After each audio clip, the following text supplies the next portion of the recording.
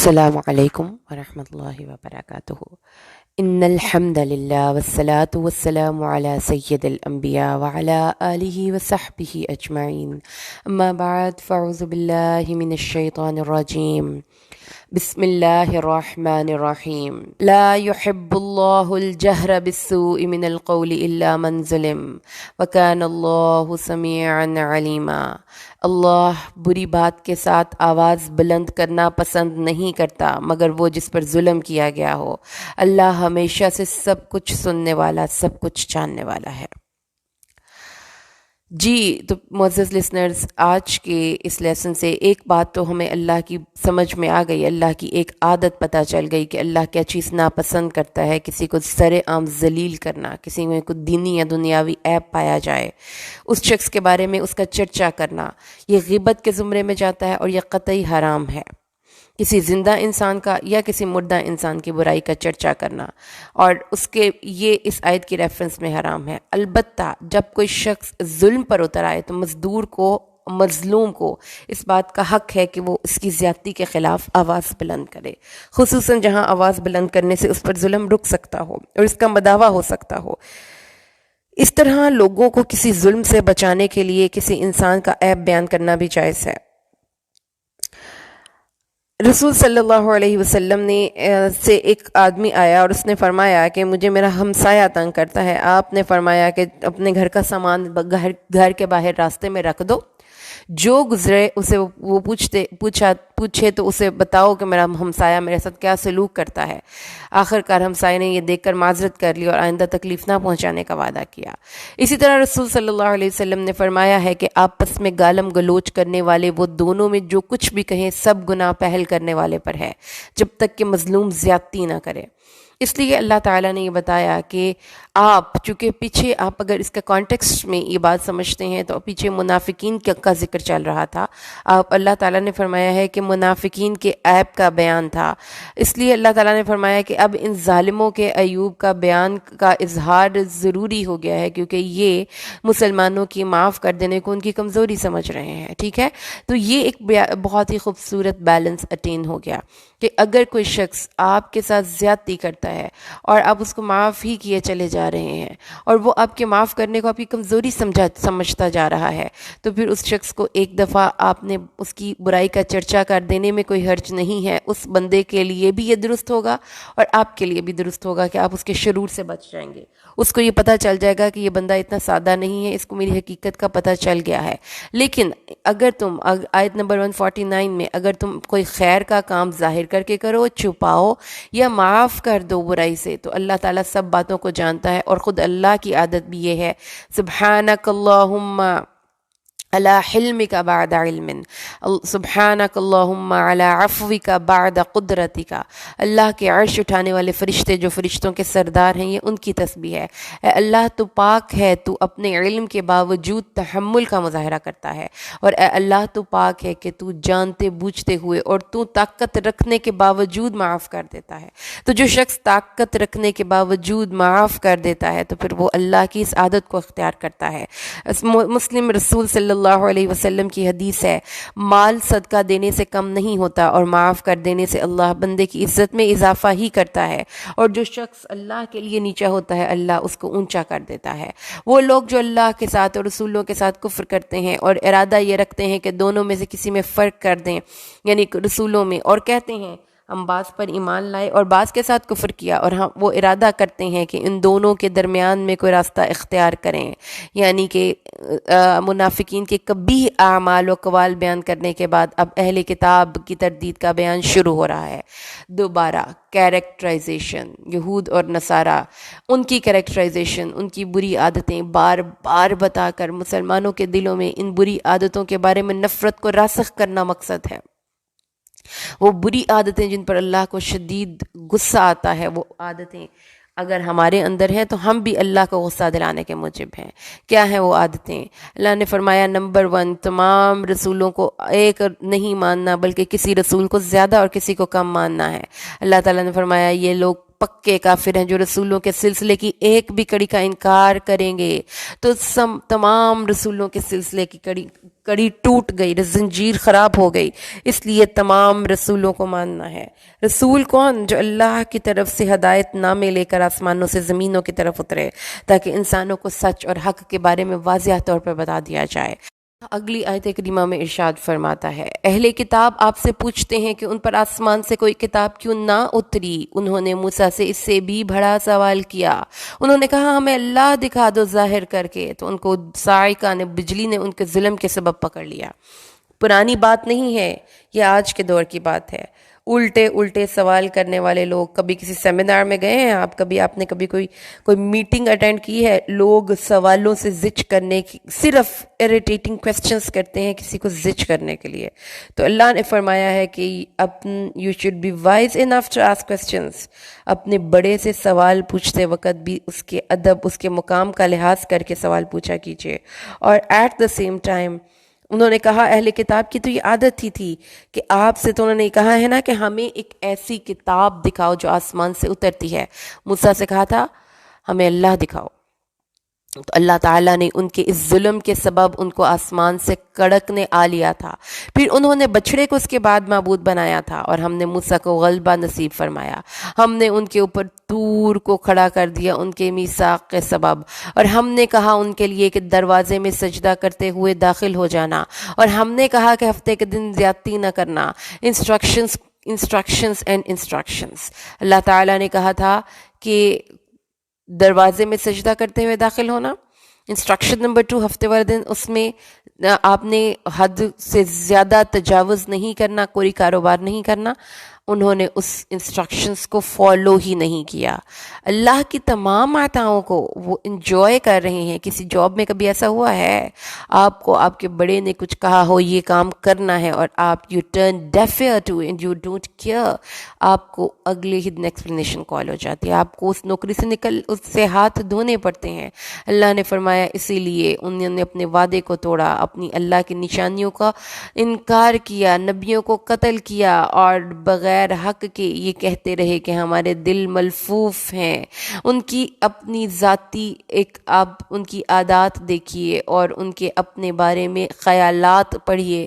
Self superiority complex ہے۔ اللہ نے ان کے دلوں پر ان کے کفر کے سبب مہر لگا دی۔ مطلب ایک تو مہر کا لفظ مطلب ہے نا بند کر دیا، دوسرا مہر کا مطلب ہوگا کہ ان کے دل اب نشان زدہ ہو گئے ہیں۔ اب ایسے دل جیسا کہ آپ اگر کوئی چیز خراب ہو جائے تو اس پہ نشان لگا کے رکھ دیتے ہیں کہ اب یہ چیز ٹھیک نہیں ہو سکتی، اس لیے یہ توڑے ہی ایمان لائیں گے۔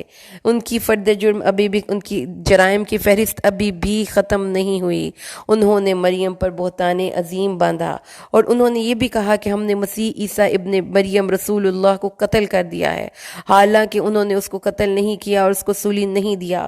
تو یہ انہوں نے بہتان عظیم مریم پر باندھا کہ نعوذ باللہ انہوں نے ایک بچے کو جنم دیا ہے جو ولد الزنا ہے۔ اور انہوں نے یہ کہا کہ مسیح اللہ کا بندہ نہیں ہے، وہ ایک ولد الزنا ہے، اس لیے اس کو قتل کر دیا جائے۔ لیکن انہوں نے اس کے قتل کی پوری سازش بھی تیار کر لی، لیکن اللہ نے فرمایا نہ انہوں نے اس کو قتل کیا، نہ اس کو مصلوب کیا، لیکن یہ ان کے اوپر تشبیہ ڈال دی گئی۔ بے شک وہ لوگ جنہوں نے اس میں اختلاف کیا ہے اس میں شک میں ہیں، اس بارے میں ان کو اتباع ظن کے علاوہ کوئی علم نہیں ہے۔ کیا مطلب اتباع ظن؟ جو بھی لوگ یہ سوچتے ہیں ان کو ایک موہوم سا ایک آئیڈیا ہے، ایک خیال ہے، لیکن حقیقت نہیں اس کے علاوہ، کیونکہ انہوں نے اللہ تعالیٰ نے فرمایا ہے کہ حضرت عیسیٰ کی جگہ پر کسی کو اللہ تعالیٰ نے اس کی شبیہ ڈال دی، تو پھر اللہ تعالیٰ نے اس کو اپنی طرف آسمانوں پر اٹھا لیا۔ اور یہ تواتر سے احادیث ملتی ہیں کہ رسول صلی اللہ علیہ وسلم نے فرمایا ہے کہ حضرت عیسیٰ قیامت کے نزدیک واپس زمین پر اتریں گے، اور وہ اللہ کے نبی آپ صلی اللہ علیہ وسلم نے آپ کے نزول کی کیفیت اور جگہ کا بیان بھی کیا ہے۔ آپ دمشق میں منارہ شرقیہ کے پاس اس وقت اتریں گے جب فجر کی نماز کے لیے اقامت ہو رہی ہوگی۔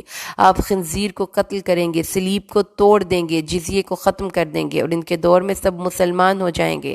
دجال کا قتل بھی آپ کے ہاتھوں سے ہوگا، اور یاجوج اور ماجوج کا ظہور اور فساد بھی آپ کی موجودگی میں ہوگا، بالآخر آپ ہی کی بد دعا سے ان کی ہلاکت واقع ہوگی۔ مسیح کا اپنے جسم کے ساتھ اٹھایا جانا، وہاں ان کا زندہ موجود ہونا، دوبارہ دنیا میں واپس آ کر دوبارہ زندہ رہنا، دجال کو قتل کرنے کے بعد اپنی طبعی موت مرنا، یہ امت مسلمہ کا متفقہ عقیدہ ہے جس کی بنیاد قرآن اور ان تفصیلات پہ ہے جو احادیث میں وارد ہوئی ہیں۔ اس لیے اللہ تعالیٰ نے بتایا کہ اہل کتاب میں سے جب ان کو وہ دیکھ لیں گے حضرت عیسیٰ کو تو پھر وہ یقین کر لیں گے کہ انہوں نے اس کو مصلوب نہیں کیا تھا، اور وہ قیامت کے دن عادل حاکم کی صورت میں اتریں گے اور دجال اور دوسرے تمام کفار سے جہاد کریں گے، تو ان کی موت سے پہلے پہلے تمام دنیا میں اسلام غالب ہو جائے گا۔ یہود اور نصارہ یا تو مقابلے میں قتل ہو جائیں گے یا اسلام لے آئیں گے، عیسیٰ علیہ السلام صلیب توڑ دیں گے، جزیہ ختم کر دیں گے، خنزیر کو قتل کر دیں گے۔ جب عیسیٰ علیہ السلام فوت ہوں گے تو ان کی وفات سے پہلے ہر موجود یہودی اور نصرانی ان کی نبوت اور ان کے آسمان پر زندہ اٹھائے جانے اور دوبارہ اترنے پر ایمان لا چکا ہوگا۔ اس لیے اللہ تعالیٰ نے فرمایا، آگے اللہ فرماتا ہے، اور قیامت کے دن وہ اس چیز پر بھی گواہ ہوگا، اور بس ان کے ظلم، تو جو لوگ یہودی بن گئے ان کے بڑے ظلم کی وجہ سے ہی ہم نے ان پر کئی پاکیزہ چیزیں حرام کر دیں جو ان کے لیے حلال کی گئی تھیں۔ یہود کی سرکشی اور شرارتیں ذکر جاری ہے، ان کی کیریکٹرائزیشنز جاری ہیں۔ اللہ نے فرمایا کہ وہ لوگ کون تھے؟ سرکش تھے، گناہ پر دلیر تھے، سرکشی لے کر آتے تھے اور سرکشی لے کر جاتے تھے۔ انہوں نے کچھ چیزیں اپنے علماء نے ان کے اوپر حلال اور حرام کو قرار دے دی تھیں، گویا اللہ تعالیٰ نے آگے فرمایا ہے کہ یہ ہے وہ لوگ جن کو کہ اللہ تبارک و تعالیٰ نے ان کے ان حرکتوں کی وجہ سے اللہ نے ان کو ناپسند کیا، اور وہ کیا، اگلی بات سنیے، اور وہ سود لینے کی وجہ سے ان پر لعنت کی گئی، حالانکہ یقیناً انہیں اس سے منع کیا گیا تھا، اور ان لوگوں کے اموال باطل طریقے کے ساتھ کھانے سے منع کیا گیا تھا۔ ہم نے کفر کرنے والوں کے لیے دردناک عذاب تیار کر رکھا ہے، یعنی رشوت، جوئے، دھوکے اور دوسرے ناجائز ذرائع سے لوگوں کے مال کھایا کرتے تھے۔ گناہ کی دو قسمیں، مخلوق پر ظلم اور حق سے اعراض، دونوں ہی اللہ کے راستے سے رکتے تھے اور بہت زیادہ رکتے تھے اور مخلوق پر ظلم کرتے تھے۔ یہ تھے وہ لوگ جو کہ اللہ تعالیٰ نے ہمارے سامنے ایک کیریکٹر کے طور پر پیش کیے، لیکن تصویر کا دوسرا رخ ابھی بھی ہے، مکمل تصویر دیکھیے۔ لیکن ان میں سے وہ لوگ جو علم میں پختہ ہیں، آیت نمبر 162، اور جو مومن ہیں، اس پر ایمان لاتے ہیں جو تیری طرف نازل کیا گیا اور جو تجھ سے پہلے نازل کیا گیا، اور جو خاص طور پر نماز ادا کرنے والے ہیں اور زکوٰۃ دینے والے ہیں، اللہ اور یوم آخرت پر ایمان لانے والے ہیں، یہ لوگ ہیں جنہیں ہم عن قریب بہت بڑا اجر دیں گے۔ علم میں پختہ وہ لوگ جو اللہ کی طرف سے آنے والی وحی کے مطابق اپنی زندگیاں گزاریں، اسی سے دلیل اور اسی سے رہنمائی حاصل کریں۔ وہ لکیر، they don't bit about the bush, ادھر ادھر کی نہ ہانکیں اور نہ ہی اپنے آباء و اجداد کی تقلید کریں، صحیح ایمان لانے والے ہوں اور نبی صلی اللہ علیہ وسلم اور آف کورس نبی صلی اللہ علیہ وسلم کی شریعت پر عمل کرنے والے ایسے اہل کتاب کو دوہرا اجر ملے گا اور اللہ تعالیٰ ان کو اجر عظیم سے نوازے گا۔ اس کے بعد اللہ نے آپ صلی اللہ علیہ وسلم، اس میں آپ نبوت کی وجوب اور وحی کی بات بتائی گئی۔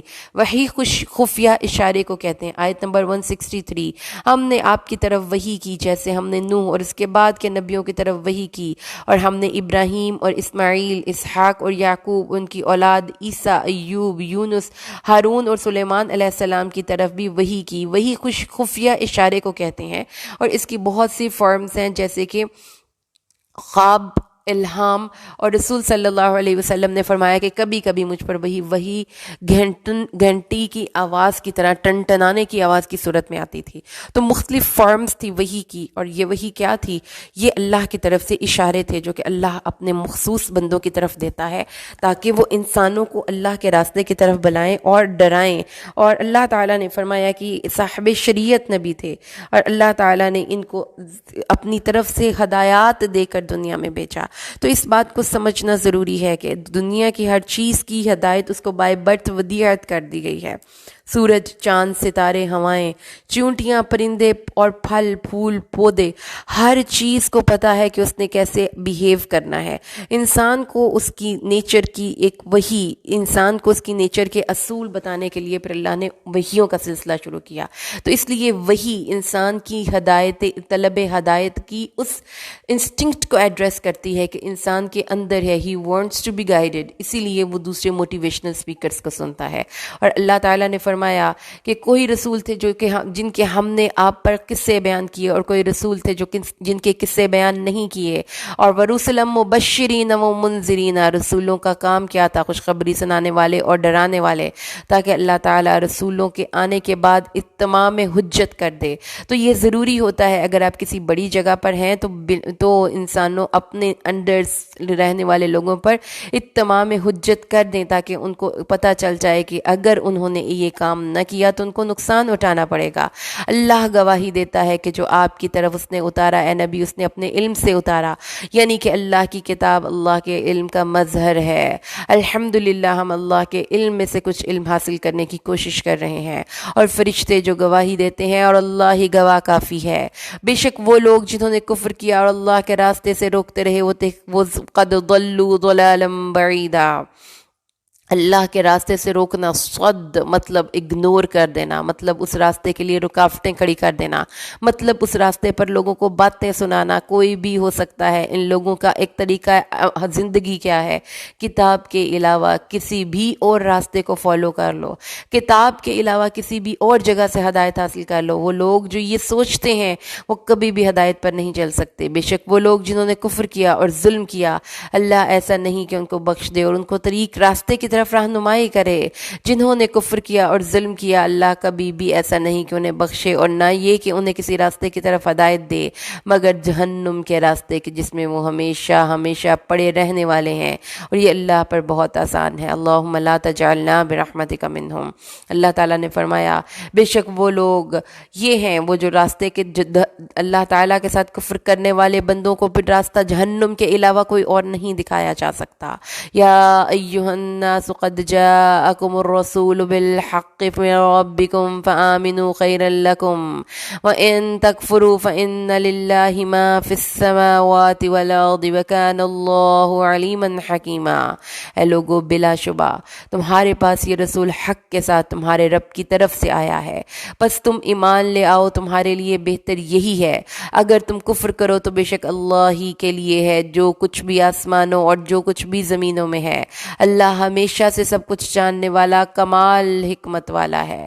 اللہ تعالیٰ نے یہود کے اعتراضات اور شبہات کی تردید اور قرآن کی حقانیت ثابت کرنے کے بعد اب سب لوگوں کو رسول صلی اللہ علیہ وسلم کی رسالت اور قرآن پر ایمان لانے کی دعوت دی ہے، جس میں یہود بھی شامل ہیں اور دنیا کے سب لوگ شامل ہیں۔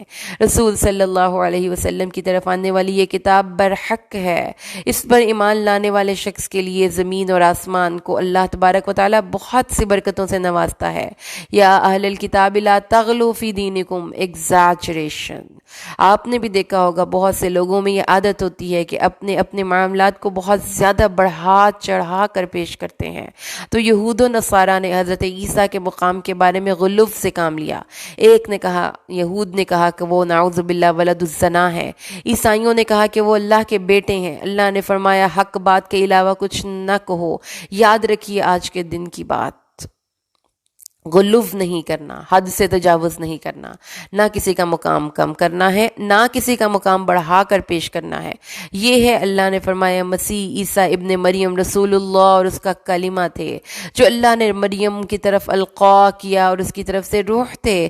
یہ نہ کہو کہ اللہ تین ہے، باز آ جاؤ اس عقیدے سے، ٹرینٹی کے عقیدے سے، تین اقانیم کے عقیدے سے کہ اللہ اور روح اور مقدس بیٹا۔ یہ مت کہو، یہ بہتر ہے تمہارے لیے، تمہارا معبود واحد ہے، وہ پاک ہے کہ اس کی کوئی اولاد ہو، اسی کے لیے ہے جو کچھ بھی آسمان اور جو کچھ بھی زمین میں ہے، اور کافی ہے اللہ اس بات پر خود اپنی وکالت کرنے کے لیے، اللہ ہی کافی ہے، اللہ کو کسی کی وکالت کی ضرورت نہیں ہے۔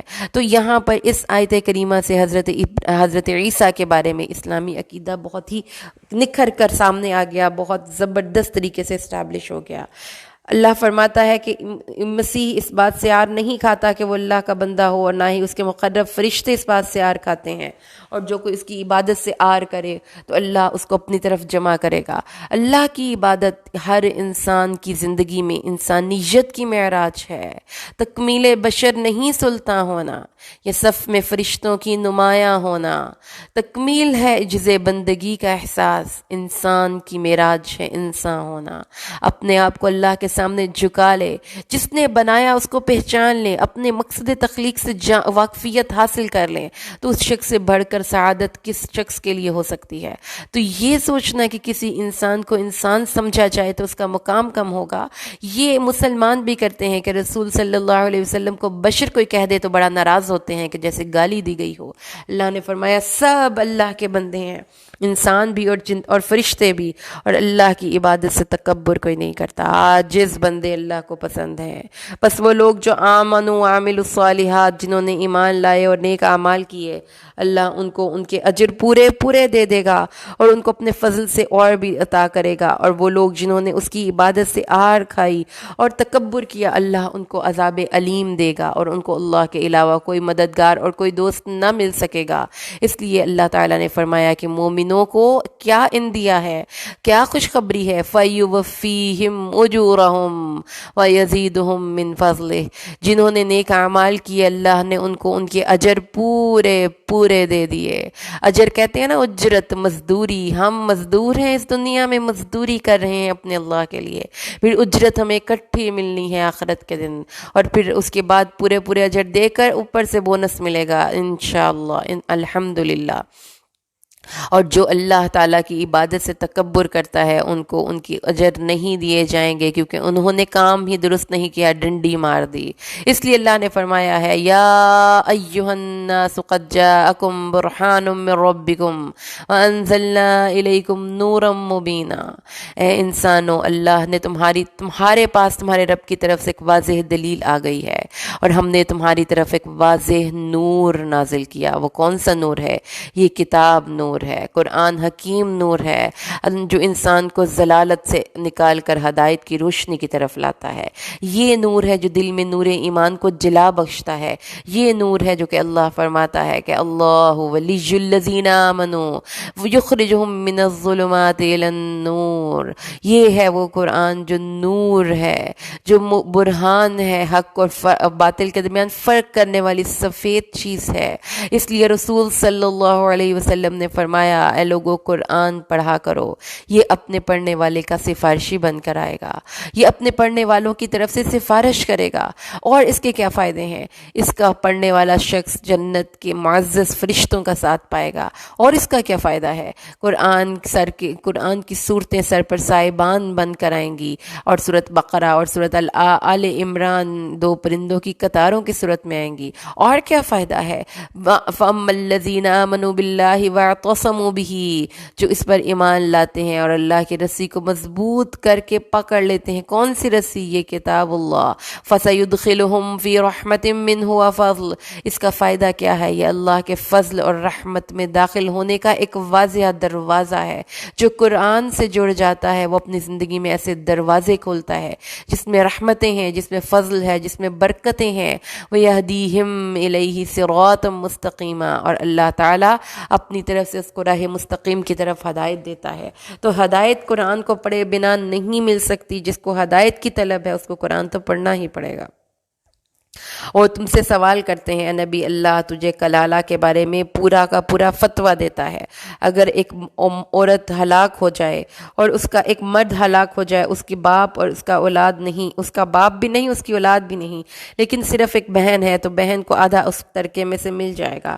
اور اگر بہن مر جاتی ہے تو اس کے پورے مال کا وارث بھائی ہوگا.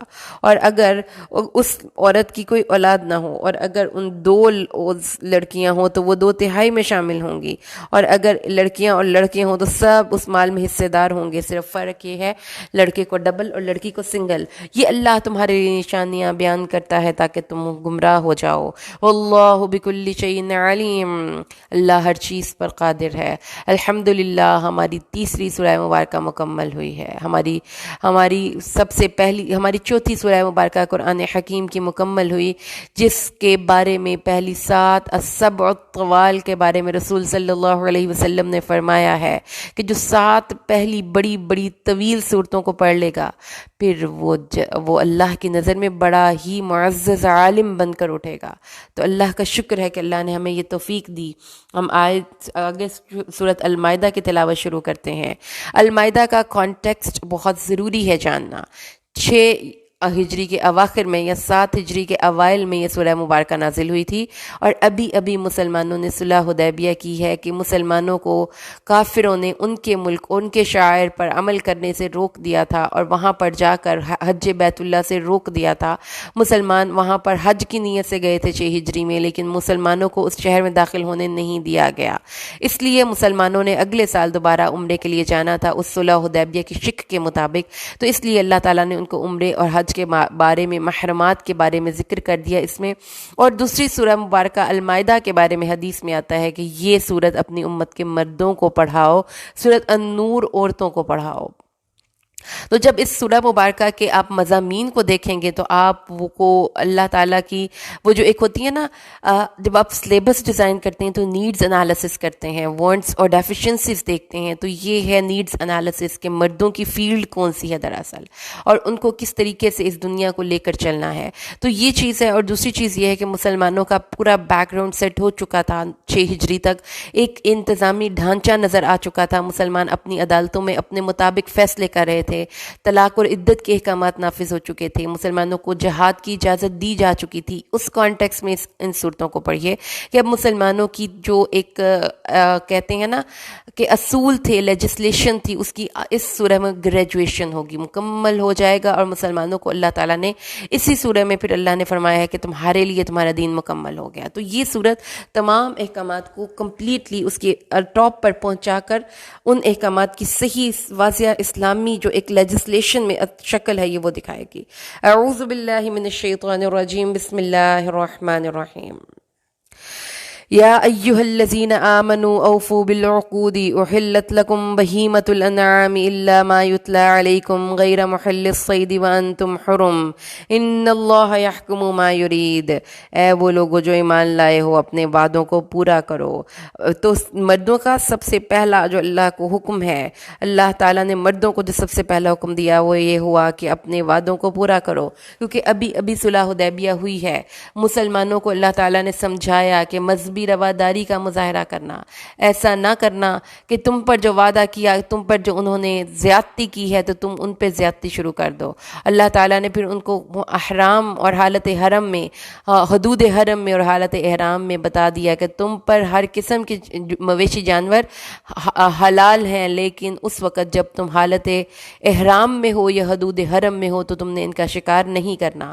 اے وہ لوگو جو ایمان لائے ہو، اللہ کے شاعر کو حلال نہ بنانا، نہ حرمت والے مہینوں کو، اور نہ ہدی کو، اور نہ قلائد کو، اور نہ وہ جو اللہ کے گھر کا قصد کرنے کے لیے، اللہ کا فضل اور رضامندی کے لیے جا رہے ہوں۔ اللہ کیونکہ جب مسلمانوں کو روکا گیا تھا مکہ میں انٹرنس سے، تو احتمال تھا کہ مسلمان اب اپنے علاقوں سے گزرنے والے مشرکین کو روک دیں جو کہ بیت اللہ کی طرف جا رہے ہوں۔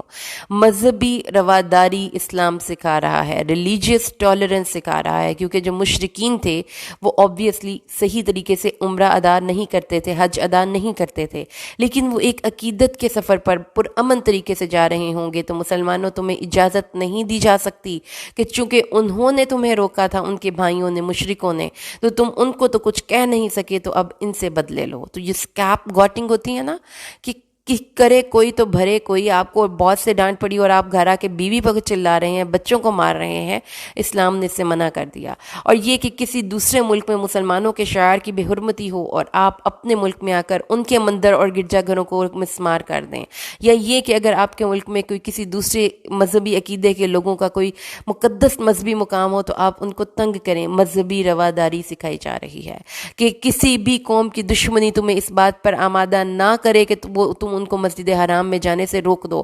مسجد حرام اس وقت کے مشرکین کے لیے ایک ریلیجیس اوبلیگیشن تھی، جو کہ وہ حج ادا کرتے تھے، اگرچہ کہ اس میں بہت سی بدعات کو ایڈ کیا تھا، لیکن اللہ نے کہا ہے کہ کوئی بھی غیر مسلم اپنے مذہبی شعائر پر عمل کر رہا ہو تو آپ نے اس پہ رواداری کا مظاہرہ کرنا ہے اور ان کو تنگ نہیں کرنا۔ اور پھر اللہ نے فرمایا نیکی اور وتعاونوا علی البر والتقوی، بر نیکی اور تقوی کے کاموں میں تعاون کرو اور گناہ اور زیادتی کے کاموں میں تعاون نہ کرو۔ تو ظلم اور زیادتی پر تعاون کرنا اور ظالم کی پشت پناہی کرنا یہ در حقیقت ظلم کرنے کے مترادف ہے، اور اس کے برخلاف کسی بھی کیپیسٹی میں آپ کو والنٹیئر ہو کر نیکی کے کام کو آگے بڑھانے کی کوشش کرتے رہنا چاہیے۔ اور یہ اللہ نے ریکمینڈ کیا ہے، اور اللہ سے ڈرتے رہو اور جان لو کہ اللہ بہت سخت عذاب کرنے والا ہے۔ حرمت علیکم المیتۃ والدم ولحم الخنزیر وما اہل لغیر اللہ بہ والمنخنقۃ والموقوذۃ والمتردیۃ والنطیحۃ وما اکل السبع الا ما ذکیتم وما ذبح علی النصب وان تستقسموا بالازلام ذالکم فسق اليوم یئس الذین کفروا من دینکم فلا تخشوہم واخشونی اليوم اکملت لکم دینکم واتممت علیکم نعمتی ورضیت لکم الاسلام دینا فمن اضطر فی مخمصۃ غیر متجانف لاسم فإن اللہ غفور رحیم۔ مردوں سے ریلیٹڈ سورہ مبارکہ ہے۔ رسول صلی اللہ علیہ وسلم نے فرمایا کہ مردوں کو سورۃ المائدہ سکھائیں۔ آغاز اس سورہ مبارکہ کا اپنی جو ہم نے 2 آیتیں پیچھے پڑھی، اس میں سب سے پہلے حالت حرم میں اور حدود حرم میں اور حالت احرام میں شکار سے ممنوع کیا گیا۔ پھر دوسری چیز مسلمانوں کو مذہبی رواداری سکھائی گئی کہ اگر کافروں نے تمہیں تمہاری جگہوں پر اور تمہارے ملک میں جانے سے روک دیا ہے، تمہاری عبادت کی جگہ پر، تو تم نے ایسا نہیں کرنا مسلمانوں۔ اس کے بعد آج کے اس آیت کریمہ میں اللہ تعالیٰ نے مسلمانوں کو محرمات کا ذکر کیا، یعنی کہ وہ محرمات جو کہ قرآن اور شریعت کے ریفرنس میں اللہ تبارک و تعالیٰ نے اس قرآن میں بتائے ہیں۔ تو مردار اس آیت کی ریفرنس میں حرام ہو گیا، لیکن 2 مردار حدیث کی روح سے حلال ہے، مچھلی اور ٹڈی۔ اور مردار وہ جو بغیر ذبح کے مارا گیا ہو، اور جو ذبیحہ کا طریقہ کار ہے اسلامک ذبیحہ کا، وہ یہ ہے کہ اس کو ذبح کرنے والے جو بھی جانور ہے اس کو لٹا کر اس کی گردن پر خون بہایا جائے بسم اللہ اللہ اکبر پڑھ کر۔ اور اس کے بعد اللہ تعالیٰ نے یہ بتا دیا کہ اس کے علاوہ جتنے بھی مردار ہیں، وہ سینگ لگ کر مرا گیا ہو، گلا گھٹ کر مرا گیا ہو، چوٹ لگ کر مرا ہو، بلندی سے گر کر مرا ہو، سینگ لگ کر مرا ہو، اور یا پھر اس کو کسی درندے نے کھایا ہو اور وہ مر گیا ہو لیکن اس کا خون نہیں بہا اور وہ اسلامک ذبیحہ کے طریقے سے نہیں مرا، تو وہ حرام ہے۔ اس کے علاوہ اللہ تعالیٰ نے یہ 2 چیزیں ہو گئیں، ایک چیز ہو گئی مردار، ایک چیز ہو گئی خون۔ خون کی بھی 2 استثنائیں ہیں جو حدیث سے ثابت ہوتی ہیں، خون جگر اور تلی، یہ 2 خون حرام نہیں، کیونکہ جو شرط ہے وہ ہے دمن مسفوحہ، یعنی بہتا ہوا خون۔ اب اس کے بعد اگلی آیت پہ چلیے تو نحر بھی حلال ہے، جو کہ کھڑا کر کے اونٹ کو ذبح کیا جاتا ہے، اس میں بھی اس کے گردن کے گھڑے میں نیزہ یا چری مار کر اس کا خون نکالا جاتا ہے۔ اور خون نکالنے کے پیچھے حکمت یہ ہے کہ خون blood is the good source of bacteria, تو جو بھی بیکٹیریا یا کوئی بھی انفیکشنز ہوتی ہیں وہ جسم کی خون کے ذریعے نکل جاتی ہیں، مگر یہ جن کو تم نے حلال کر لیا، یعنی جن کو تم نے، اسی لیے ہم جب کسی جانور کو ذبح کرتے ہیں تو ہم کہتے ہیں کہ اس جانور کو ہم نے حلال کر لیا ہے۔ اس کے بعد جو تیسری ایک چیز ہے وہ ہے کہ جو تم اپنے مشرکین کے جھوٹے معبودوں کی جگہ کے لیے جو جگہ مقرر کرتے تھے، ان کی جگہ پر بھی کسی قسم کی کوئی بھی نظر و نیاز اور قربانی حرام ہے۔ اور اس کا مطلب پھر یہ ہوا کہ وہ جگہیں جہاں پر کسی کے خاص نام کے ساتھ کوئی تقرب حاصل کرنے کے لیے کوئی بھی بت ہو سکتا ہے، کوئی درخت، قبر ہو سکتی ہے، دریا یا پتھر ہو سکتا ہے، ان ایسی جگہوں پر بھی ذبح کر کے جانور جو لے کر جاتے ہیں ان کو کھانا حرام ہے قرآن کی اس آیت کی روح سے۔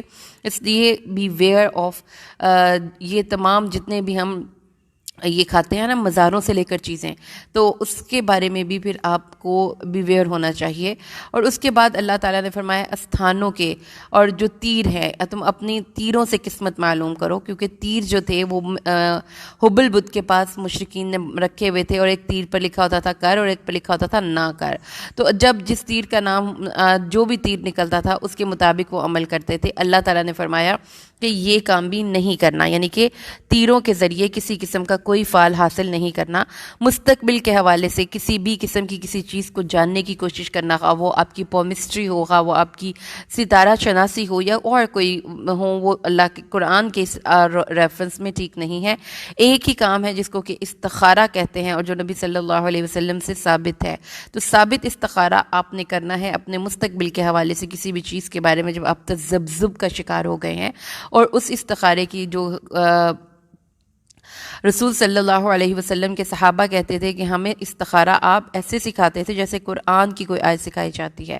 تو اس استخارے کے الفاظ بھی بڑے خوبصورت ہیں کہ اے اللہ اگر تو جانتا ہے، پورے الفاظ اس میں اللہ تعالیٰ نے فرمایا ہے کہ یہ ایک خاص قسم کی دعا ہے جب آپ 2 رکعت نماز ادا کر لیں، پھر اس کے بعد اپنے ہاتھ اٹھا کر پہلے اللہ تعالیٰ کی حمد و ثنا کریں، جو بھی اللہ آپ کو توفیق دے، آیت الکرسی پڑھ لیں، قل هو اللہ احد پڑھ لیں، سبحان اللہ پڑھ لیں، الحمدللہ پڑھ لیں، اس کے علاوہ جو اللہ کے 99 نام اگر آپ کو آتے ہیں اب وہ پڑھ لیں، یعنی اللہ کی حمد و ثنا اور تسبیح کرنی ہے، چوتھا کلمہ پڑھ لیں۔ اس کے علاوہ سورۃ الفاتحہ آپ پڑھ سکتے ہیں، سورۃ الحشر کی آخر 3 آیات، یعنی کہ جس میں اللہ کے ناموں کے خوبصورت ناموں کا ذکر ہے۔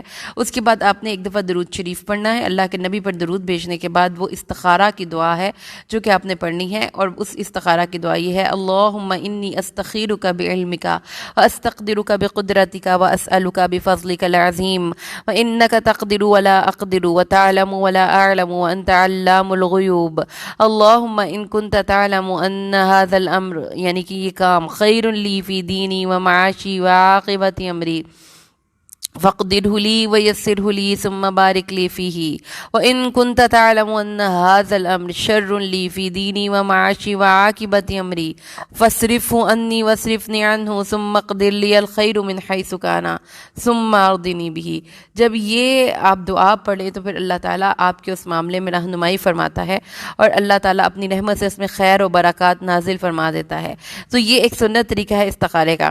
اس کے بعد اللہ نے فرمایا کہ آج کے دن تمہارے لیے تمہارا دین مکمل ہو گیا، تو جس کا مطلب یہ ہے کہ یہ سورہ مبارکہ احکامات کی گریجویشن کر رہی ہے، کمپلیٹ ہو جائیں گے اس میں تمام احکامات۔ اللہ نے تم پر تمہارا دین پورا کر دیا اور نعمت اتمام کر دی، اور تمہارے لیے اسلام کو بحیثیت دین پسند کر لیا۔ پھر جو شخص بھوک کی کسی صورت میں مجبور کر دیا جائے اس حال میں کہ کسی گناہ کی طرف مائل ہونے والا نہ ہو، تو بے شک اللہ بے حد بخشنے والا نہایت مہربان ہے۔ یعنی گناہ کی طرف مائل ہونے والا نہ ہو، وہ بس اپنا جان بچانے کے لیے تھوڑا سا اگر کھانا چاہے تو وہ ان چیزوں میں سے کھا سکتا ہے۔ آپ سے پوچھا جاتا ہے کہ ان کے لیے حلال کیا ہے، آپ کہہ دیجئے کہ ہر پاک چیز ان کے لیے حلال ہے، تو جس سے پتہ یہ چلتا ہے کہ جن چیزوں کو منع کر دیا گیا وہ اصلاً ناپاک ہیں یا ان کی تاثیر ناپاک ہے، تو اس لیے ان چیزوں کو کھانے سے منع کر دیا گیا۔ اور جو تم سکھاتے ہو شکاری جانوروں کو اور جن کو تم نے سدھایا ہوا ہے تم ان کو وہ سکھاتے ہو جو اللہ نے تمہیں سکھایا ہے، تو وہ جو تمہارے لیے پکڑ رکھیں اس کو کھا لو، اور اس کو ذبح کرتے اس کو چھوڑتے وقت اللہ کا نام لو اور اللہ سے ڈرتے رہو، بے شک اللہ بہت جلد حساب لینے والا ہے۔ تو اس کے عظیم الشان اللہ تعالیٰ نے لوگوں نے پھر اور 2 چیزوں کے متعلق پوچھا، تو اللہ نے دین کا ایک عظیم الشان اصول بیان فرما دیا، جسے فقہی زبان میں یوں ادا کیا جاتا ہے کہ ہر کھانے پینے کی چیز صاف ستھری چیز حلال ہے۔ سو رسول صلی اللہ علیہ وسلم نے جو بھی چیزیں حرام فرمائیں وہ ستھری نہیں ہیں، جیسے وہ درندے جو کہ اپنی دانتوں سے پکڑ کر شکار کرتے ہیں، اور وہ پرندے جو اپنے پنجوں سے پکڑ کر شکار کرتے ہیں، یا وہ پرندے جن کا نام لے کر حلال ان کو حرام قرار دے دیا گیا۔ باقی تمام چیزیں حلال ہیں۔ اس قاعدے سے حرام اشیاء کا دائرہ تنگ ہے، حلال اشیاء کا دائرہ وسیع ہے، اور شکاری جانور وہ درندہ یا پرندہ جسے شکار کے لیے رکھا اور سدھایا جاتا ہے، مثلا کتا، چیتا، باز اور شکرا وغیرہ، اور اس کے سدائے ہونے کی علامت یہ ہے کہ وہ شکار پر جب چھوڑا جائے تو اسے اپنے مالک کے لیے پکڑ رکھے، اگر وہ خود شکار پکڑ کر کھانے لگے تو شکار کھانا درست نہیں ہے۔ عدی بن حاتم نے آپ صلی اللہ علیہ وسلم سے مسئلہ پوچھا تو آپ نے فرمایا کہ تم اپنے سدائے ہوئے کتے کو چھوڑتے وقت اللہ کا نام لو، تو جو شکار تمہارے لیے پکڑے اسے کھا لو۔ حضرت عدی کہتے ہیں میں نے کہا خواہ وہ اسے قتل کر دے، فرمایا خواہ وہ اسے قتل کر دے، بشرطے کہ قتل میں کوئی ایسا کتا شریک نہ ہو جو ان میں سے نہ ہو، کیونکہ تم نے اپنے کتے کو چھوڑتے وقت اللہ کا نام لیا ہے، دوسرے کے کتے کو نہیں۔ عدی بن حاتم ہی سے روایت ہے، رسول صلی اللہ علیہ وسلم نے فرمایا کہ جب تم اپنا کتا شکار کے لیے چھوڑو اور وہ اس شکار کو تمہارے لیے پکڑ رکھے اور اسے زندہ پالو تو اسے ذبح کر کے کھاؤ، اور اگر اس کو قتل کر دیا، اور اگر تم پالو کہ اس نے اس کو قتل کر دیا لیکن خود نہیں کھایا، پھر بھی کھا لو، کیونکہ کتے کا پکڑنا ہی اس کو ذبح کرنا ہے۔ اس کے بعد اللہ نے فرمایا الیوم احل لکم الطیبات، آج کے دن تم پر تمام اصل چیزیں، حلال چیزیں پاک کر دی گئی ہیں، اور ان لوگوں کا کھانا بھی تمہارے لیے حلال ہے جنہیں کتاب دی گئی ہے، اور تمہارا کھانا بھی ان کے لیے حلال ہے، اور مومن پاک دامن عورتیں اور پاک دامن عورتیں اہل کتاب کی، اور جب تم ان کے مہر دے دو تو ان سے نکاح کر سکتے سکتے ہو اس حال میں کہ تم ان کو قید نکاح میں لانے والے ہو، بدکاری کرنے والے نہیں اور نہ ہی چھپیاں دوستیاں بنانے والے۔ یعنی ان باتوں کو سمجھیے کہ اللہ نے قرآن میں یہ بڑی سخت زبردست ریکمنڈیشن کی ہے کہ نکاح کا مقصد کیا ہے۔ نکاح کا مقصد یہ ہے کہ ان کو قید نکاح میں لے کر آیا جائے، اور عورتیں یعنی کہ محصنہ کا جو لفظی مطلب ہوتا ہے وہ ہوتا ہے قلعہ میں بند ہو جانا، تو وہ اپنے آپ کو نکاح کے قلعے میں بند کرنا چاہتی ہے، نہ کہ وہ نکاح کی آڑ میں دوستیاں کرنا چاہتی ہے۔ تو جو ایمان کے ساتھ انکار کرے تو یقیناً اس کے عمل ضائع ہو گئے۔ اس سے مطلب یہ ہوا کہ ان مسلمانوں کو یہود و نصارہ کا کھانا کھانا بھی ان کے ساتھ، ان کا ذبیحہ بھی وہ کھا سکتے ہیں، بشرطے کہ اس میں ذبح کرتے وقت اللہ کا نام لیا گیا ہو اور واقعی انہوں نے اس کو صحیح طریقے سے ذبح کیا گیا ہو۔ اس کے علاوہ اگر صحیح طریقے سے ذبح کیا ہوا جانور نہیں تو وہ کھانا ٹھیک نہیں ہے۔ اہل کتاب کے ذبیحہ سے کھانے سے متعلق حدیث ہے کہ خیبر کی فتح کے بعد نبی صلی اللہ علیہ وسلم کو ایک یہودی عورت کی طرف سے بکری کے گوشت کا ہدیہ پیش کیا گیا جس میں زہر ملا ہوا تھا، آپ نے اس میں سے کچھ کھایا۔ اسی طرح بعض صحابہ نے بھی وہ چربی کھائی جو خیبر کی یہودیوں سے حاصل ہوئی تھی۔ مگر جو چیزیں ہماری شریعت میں حرام ہیں جیسے مردار، خون، خنزیر کا گوشت، یہ چیزیں اگر دسترخوان پر ہوں تو پھر آپ کو ان دسترخوانوں میں نہیں کھانا چاہیے ہے۔ اور جو اہل کتاب کی پاک دامن عورتیں ہیں وہ اگر اپنے دین پر قائم ہیں تو بھی پاک دامنی کی شرط کے ساتھ ان سے نکاح کرنا قرآن پاک کی اس آیت کے ریفرنس میں جائز ہے، لیکن اگر وہ پاک دامن نہیں تو پھر ان سے نکاح سے ایوائڈ کیا جائے گا، ان سے نکاح نہیں کیا جائے گا۔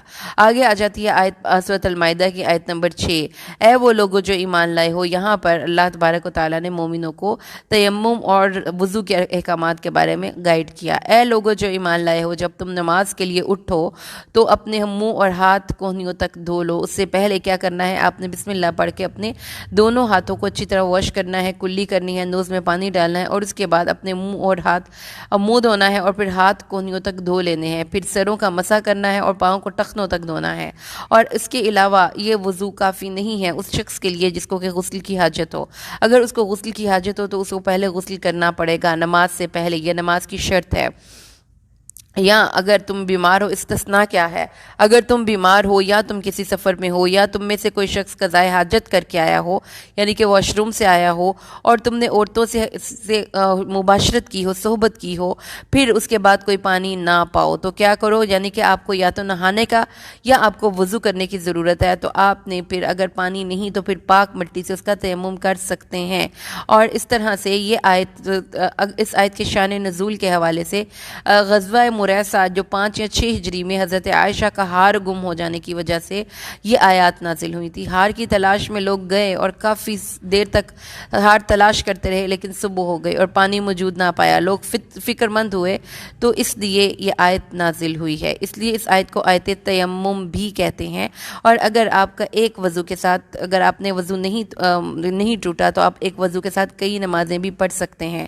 تو وضو کی بہت زیادہ فضیلت ہے، آپ سب کو پتہ ہے، رسول صلی اللہ علیہ وسلم نے فرمایا ہے کہ جس نے میرے اس وضو جیسا وضو کیا، جو کہ نبی صلی اللہ علیہ وسلم نے اپنے صحابی کو دکھایا، پھر اس کے بعد اس نے دوم کلمہ پڑھا، اشہد اللہ الہ الا اللہ واشہد ان محمد عبدہ ورسولہ، اور پھر یہ پڑھا اللہم اجعلنی من التوابین واجعلنی من المتطہرین، اور لا الہ الا اللہ وحدہ لا شریک لہ لہ الملک ولہ الحمد وہو علی کل شیء قدیر، تو اس کے لیے جنت کے 8 دروازے کھول دیے جاتے ہیں۔ اور ایک اور حدیث میں آتا ہے کہ وضو کرنے کی وجہ سے ہمارے جسم کے جتنے بھی صغیرہ گناہ ہوتے ہیں، کانوں سے، آنکھوں سے، ہاتھوں سے، حتیٰ کہ ناخنوں کے نیچے سے بھی، وہ بھی دھل جاتے ہیں۔ اور ایک اور حدیث میں آتا ہے کہ رسول صلی اللہ علیہ وسلم کا ارشاد پاک ہے کہ وضو کے اعضاء قیامت والے دن چمکتے ہوں گے، اس لیے جس کا جی چاہتا ہے وہ اپنے وضو کو کی اپنی چمک کو بڑھا لے۔ اس کے بعد اللہ تبارک و تعالیٰ کے نبی، اس کے بعد اگلی آیت کریمہ میں اللہ فرماتا ہے، اور اللہ کی نعمت کو یاد کرو اور اس وعدے کو یاد کرو جو تم نے اس کے ساتھ کیا تھا، اور جب تم نے کہا تھا ہم نے سن لیا اور اطاعت کی، اور اللہ سے ڈرو، اور اللہ جسینوں کے بھیدوں تک سے واقف ہے۔ اگلی آیت کریمہ جو ہے آیت نمبر 8، اللہ تبارک و تعالیٰ نے مومنوں کو قوام رہنے کی اور انصاف کے ساتھ قائم رہنے کی یہاں پر مسلمانوں کو ترغیب دلائی ہے۔ اے وہ لوگوں جو ایمان لائے ہو، اللہ کی خاطر خوب خوب قائم رہنے والے، انصاف کے ساتھ گواہی دینے والے بن جاؤ، کیونکہ منصف شخص رحمان کے دائیں طرف نور کے ممبروں پر ہوں گے، اور منصف شخص کو اللہ کے عرش کا سایہ نصیب ہوگا، امام عادل کو۔ اور کسی قوم کی دشمنی تمہیں ہرگز اس بات کا مجرم نہ بنا دے کہ تم عدل نہ کرو، انتقامی ہو کر کسی انسان کا حق نہیں رکھنا ہے، عدل کرو، بے شک یہ تقویٰ سے زیادہ قریب تر ہے۔ اللہ تعالیٰ نے اس بات کو اسٹرانگلی ریکمینڈ کیا ہے قرآن حکیم میں کہ آپ نے زیادہ جسٹس کا مظاہرہ کرنا ہے اور عدل کا مظاہرہ کرنا ہے، بے شک اللہ تعالیٰ تم سے پوری طرح باخبر ہے۔ اللہ نے ان لوگوں سے جو ایمان لائے اور نیک اعمال کیے مغفرت اور بہت بڑے اجر کا وعدہ کیا ہے، تو اللہ کے وعدے کبھی بھی جھوٹے نہیں ہوتے۔ اللہ تعالیٰ کا شکر ہے کہ اللہ تعالیٰ نے ہمیں قرآن کو پڑھ کر ان وعدوں تک رسائی دی ہے۔ اور وہ لوگ جنہوں نے کفر کیا اور ہماری نشانیوں کو جھٹلایا، یہ لوگ دوزخی ہیں۔ اے وہ لوگو یاد کرو اے وہ لوگو جو ایمان لائے ہو، اللہ کی نعمت کو یاد کرو جب ایک قوم نے یہ ارادہ کیا کہ تم سے اپنے ہاتھوں کو دراز کریں، اور اللہ نے ان کے ہاتھ تم سے روک دیے، اور اللہ سے ڈرتے رہو، اور مومنوں کو اللہ ہی پر بھروسہ کرنا چاہیے۔ حضرت جابر بیان کرتے ہیں کہ نجد کی طرف رسول صلی اللہ علیہ وسلم کے ساتھ وہ جنگ میں شریک تھے۔ جب رسول صلی اللہ علیہ وسلم واپس لوٹے تو وہ تمام صحابہ بھی واپس لوٹے۔ دوپہر کے آرام کا وقت ایسی وادی میں آیا جہاں بہت سے خاردار درخت تھے۔ رسول صلی اللہ علیہ وسلم اتر پڑے اور لوگ درختوں کے سائے کے لیے درختوں کی تلاش میں بکھر گئے۔ رسول صلی اللہ علیہ وسلم ایک کیکر کے درخت کے نیچے اپنی تلوار لٹکا کر لیٹ گئے۔ ابھی ہم تھوڑی دیر ہی سوئے تھے کہ رسول صلی اللہ علیہ وسلم نے ہمیں بلایا۔ ہم آپ کے پاس آئے تو آپ کے پاس ایک بدوی بیٹھا تھا۔ رسول نے فرمایا اس نے میری تلوار سونت لی جبکہ میں سویا ہوا تھا۔ میں جاگ پڑا تو اس نے کہا، اس کے ہاتھ میں ننگی تلوار تھی۔ کہنے لگا تمہیں مجھ سے کون بچائے گا؟ میں نے کہا اللہ، دیکھو یہ بیٹھا ہے۔ پھر رسول صلی اللہ علیہ وسلم نے سے کچھ نہیں کہا۔ اور اس کے علاوہ دوسری اس کی شان نزول کے حوالے سے ایک اور روایت آتی ہے کہ رسول صلی اللہ علیہ وسلم ایک قصاص کے قتل کے دیت کے سلسلے میں ایک یہود کے قبیلے بنو نذیر کے ہاں گئے تو انہوں نے آپ کو قاتلانہ حملہ کر کے آپ دیوار پر چکی کا پاٹ گرا کر آپ کو مارنے کی سازش کی تھی۔ تو اللہ تعالیٰ نے ان کو بتا دیا کہ اللہ تعالیٰ کی حفاظت ہے، جس سے پتہ یہ چلتا ہے کہ اگر اللہ کی حفاظت ہو تو انسان کو کوئی بڑے سے بڑا بھی بدخواہ کچھ نہیں کہہ سکتا۔ اس لیے جب بھی گھر سے نکلیں اللہ کی حفاظت کی دعائیں پڑھ کے نکلیں، کیونکہ کوئی بھی باڈی گارڈ اتنا سٹرونگ نہیں جتنا کہ اللہ کے فرشتے ہیں۔ اللہ تعالیٰ نے وَلَقَدْ أَخَذَ اللَّهُ آیت نمبر 12 مِيثَاقَ بَنِي إِسْرَائِيلَ وَبَعَثْنَا مِنْهُمُ اثْنَتَيْ عَشَرَ نَقِيبًا وَقَالَ اللَّهُ إِنِّي مَعَكُمْ لَئِنْ أَقَمْتُمُ الصَّلَاةَ وَآتَيْتُمُ الزَّكَاةَ وَآمَنْتُمْ بِرُسُلِي وَعَزَّرْتُمُوهُمْ وَأَقْرَضْتُمُ اللَّهَ قَرْضًا حَسَنًا۔ اور اللہ تعالیٰ نے یقیناً بنی اسرائیل سے پختہ عہد لیا اور ہم نے ان میں 12 سردار مقرر کیے۔ اللہ نے فرمایا بے شک میں تمہارے ساتھ ہوں اگر تم نے نماز قائم کی اور زکوٰۃ ادا کی اور میرے رسولوں پر ایمان لائے اور انہیں قوت دی اور اللہ کو قرض حسنہ دیا تو یقیناً میں تم میں سے تمہارے گناہ ضرور ہی دور کروں گا۔ جو 12 نقیب ہے، اس سے یہ پتہ چلتا ہے کہ کسی بھی سوسائٹی میں آرگنائزیشن بڑی امپورٹنٹ ہے۔ جب بھی کبھی آپ نے کسی سوسائٹی کو آرگنائز کرنا ہے تو پھر اس میں ان کے حساب سے جماعتیں اور گروپس بنا دینے سے آرگنائزیشن ہو جاتی ہے۔ تو اللہ تعالیٰ نے فرمایا کہ بنی اسرائیل میں 12 لوگ تھے جو کہ ان کو آرگنائز کرنے کے لیے تھے، اور اللہ نے فرمایا تھا کہ اگر تم نے یہ سارے کام کیے، یعنی نماز ادا کی، زکوٰۃ دی اور میرے رسولوں پر ایمان لا کر انہیں قوت دی، یعنی کہ ان کی تقویت کی اور اللہ کو قرض دیا اچھا قرض، تو میں تمہارے گناہ دور کر دوں گا۔ تو یاد رکھیں یہ وہ عادتیں ہیں جو کہ ہمارے اندر بھی ہوں گی تو ہمارے گناہوں کو بھی اللہ معاف کرے گا اور ہمیں جنتوں میں داخل کرے گا۔ اس لیے ان کو ریوائز کر لیجئے، نماز قائم کرنا ہے، زکوٰۃ ادا کرنی ہے، رسولوں پر ایمان لا کر ان کے کاز کو قوت پہنچانی ہے، اور اللہ کو قرض حسنہ دینا ہے۔ اور اس سے جو پریکٹیکل لائف ریلیٹڈ ٹپ ہے وہ کیا ہے کہ کوئی بھی کام ٹاپ سے ٹروی نہیں، رینڈملی نہیں، کام کو پورے آرگنائزڈ طریقے سے کیا کریں۔ لیکن انہوں نے ان تمام وعدوں کو توڑ ڈالا۔ دوبارہ سے ان کی کریکٹرائزیشن ہے وعدہ خلاف قوم، اور اللہ نے ان پر لعنت کر دی اور ان کے دلوں کو سخت کر دیا۔ کیونکہ وہ جگہوں کو، کلام کو اس کی جگہوں سے بدل ڈالتے تھے۔ تو کیا وجہ ہوئی؟ ان کے دلوں کی سختی کی۔ دلوں کی سختی کیسے ہے کہ دل کے اندر اب اثر انگیزی کی صلاحیت ختم ہو گئی ہے۔ تو قرآن ایک خوبصورت کتاب ہے جو اگین ہمیں ایسی چیزوں کے بارے میں رہنمائی دیتی ہے جن کو ہم خالی آنکھ سے نہیں دیکھ سکتے۔ اور دوسرا ان کا اوپر فرد جرم آیت کیا تھی؟ نمبر 1 فرد جرم تو یہ تھی نا کہ وعدہ خلاف تھے، اور دوسری فرد جرم کیا تھی کہ وہ بھول گئے وہ حصہ جس کی ان کو نصیحت کی جاتی تھی، اور آپ ہمیشہ ان کی خیانت پر ایک نہ ایک گروہ کے بارے میں مطلع ہوتے ہی رہیں گے۔ تو اس لیے ان تمام بدخواہوں سے اور اتنے بد اخلاق لوگوں سے اور بد عادات کے حامل لوگوں سے معاف کر دیجئے اور درگزر سے کام لیجئے۔ اللہ بہت پسند کرتا ہے احسان کرنے والوں کو، ان اللہ یحب المحسنین۔ اور ان لوگوں میں سے جنہوں نے کہا ہم عیسائی ہیں، ہم نے ان سے وعدہ لیا، تو وہ بھی ایک حصہ بھول گئے، ٹھیک ہے جی۔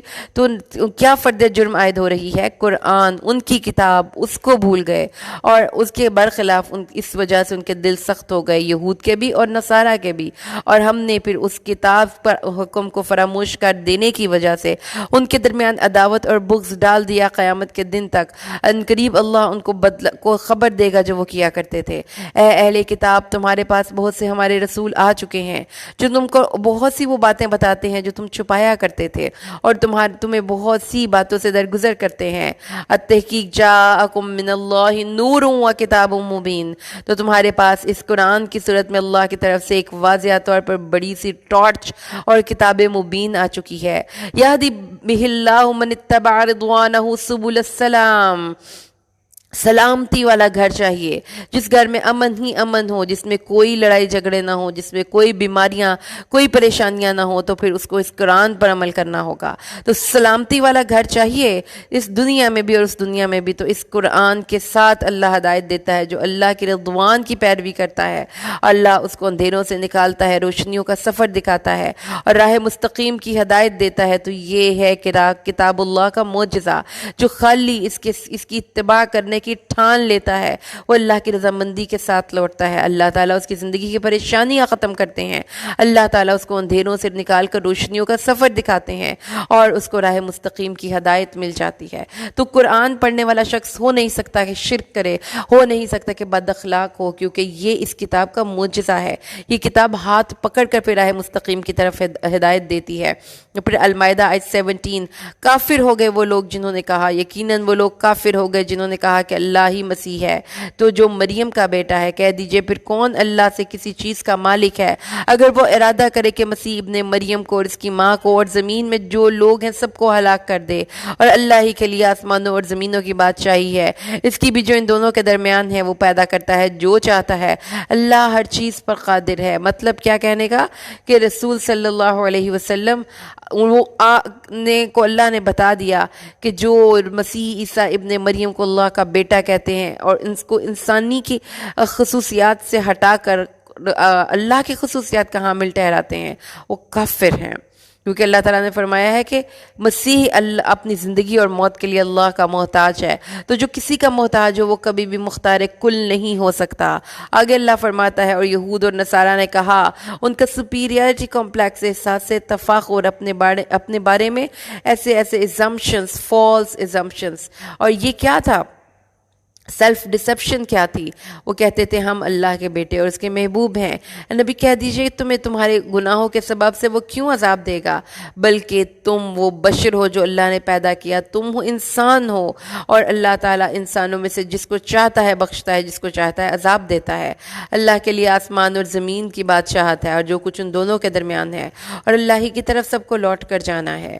یعنی اللہ تبارک و تعالیٰ نے اس عقیدہ باطل کا رد کر دیا جو یہ کہتے ہیں کہ اللہ کا کوئی بیٹا ہے۔ اللہ تعالیٰ نے فرمایا ایسا ہوتا، اور وہ یہ کہتے ہیں کہ اللہ تعالیٰ کے ہم بڑے محبوب اور چہیتے ہیں۔ اللہ تعالیٰ نے فرمایا ہر انسان کو اس کے گناہوں کے سبب عذاب ہوگا، تو تم بھی جا کے دیکھ لو گے، میری نظر میں تمہارا مقام تقوی کی بنیاد پر بلند ہوگا۔ آگے جو واقعہ آتا ہے وہ آتا ہے حضرت موسیٰ علیہ السلام نے اپنی قوم سے کہا کہ بھائی یہ ایک جگہ ہے فلسطین، اس میں داخل ہو جاؤ اور جا کر تم اپنی سلطنت میں پھر دوبارہ واپس لو، پھر ہم تمہاری ٹریننگ کریں گے، پھر تم منتخب ہو جاؤ گے۔ لیکن انہوں نے کیا کہا؟ جو بنی اسرائیل تھے نا، انہوں نے کہا کہ اس میں ایک سخت جنگجو قوم رہتی ہے، تو آپ جائیں اور جا کر خود لڑیں، ہم تو نہیں جا سکتے۔ حضرت موسیٰ کی قوم کے 2 آدمیوں نے کہا کہ جاؤ گے، لڑو گے تو ہی اللہ تعالیٰ تمہیں یہ دے گا نا، اوپن دا ڈور، دروازے کو اٹھ کے کھولو تو صحیح، اللہ کی مدد آنے کے لیے تیار ہے، اللہ پر بھروسہ کرو اگر تم مومن ہو۔ لیکن انہوں نے کہا موسیٰ آپ جائیں اور اپنے رب کے ساتھ جا کے لڑیں، ہم تو یہیں پہ بیٹھے ہیں، جب وہ شہر فتح ہو جائے گا تو ہمیں بتا دینا، ہم آ جائیں گے۔ جس سے پتہ کیا چلتا ہے کہ جب تھوڑے کچھ شوخے اچھے لوگوں کو کچھ چیز مل جاتی ہے نا، پھر ان کو پتہ نہیں چلتا اس پہ بیہیو کیسا کرنا ہے۔ اب حضرت موسیٰ اور اللہ تعالیٰ ان کی بڑی فیور دے رہے تھے، اب اس فیور کو دیکھیں کہ وہ کس طریقے سے لے رہے ہیں، یعنی کہ انہوں نے اللہ کی فیورز کا ناجائز فائدہ اٹھایا۔ اور ایسے لوگ ہوتے ہیں، آپ دیکھیں گے ارد گرد، اگر آپ کسی کو عزت دے رہے ہیں نا اور وہ ڈیزرو نہیں کر رہا یا اس کے اندر ابھی ٹریننگ نہیں ہوئی اس عزت کو ریسیو کرنے کی، تو وہ آپ سے ایسے سے مطالبے کرے گا کہ آپ حیران پریشان رہ کر اس کی شکل دیکھنے پر مجبور ہو جائیں گے۔ تو اب موسیٰ سے کیا مطالبہ کیا گیا؟ چونکہ اللہ تعالیٰ نے ان پر من و سلوہ نازل کیا، اللہ تعالیٰ نے ان کو پانی دیا ہے، تو اب وہ یہ سمجھتے ہیں کہ جیسے ہم تو اللہ تعالیٰ کے بڑے چہیتے اور محبوب ہو چکے ہیں، اس لیے اللہ تعالیٰ نے ہمیں ہر چیز دے ہی دینی ہے، اس لیے کہ اللہ تعالیٰ جی موسیٰ جی ذرا جائیں آپ اور آپ کا رب لڑے تو ہم تو آرام سے ہی آئیں گے۔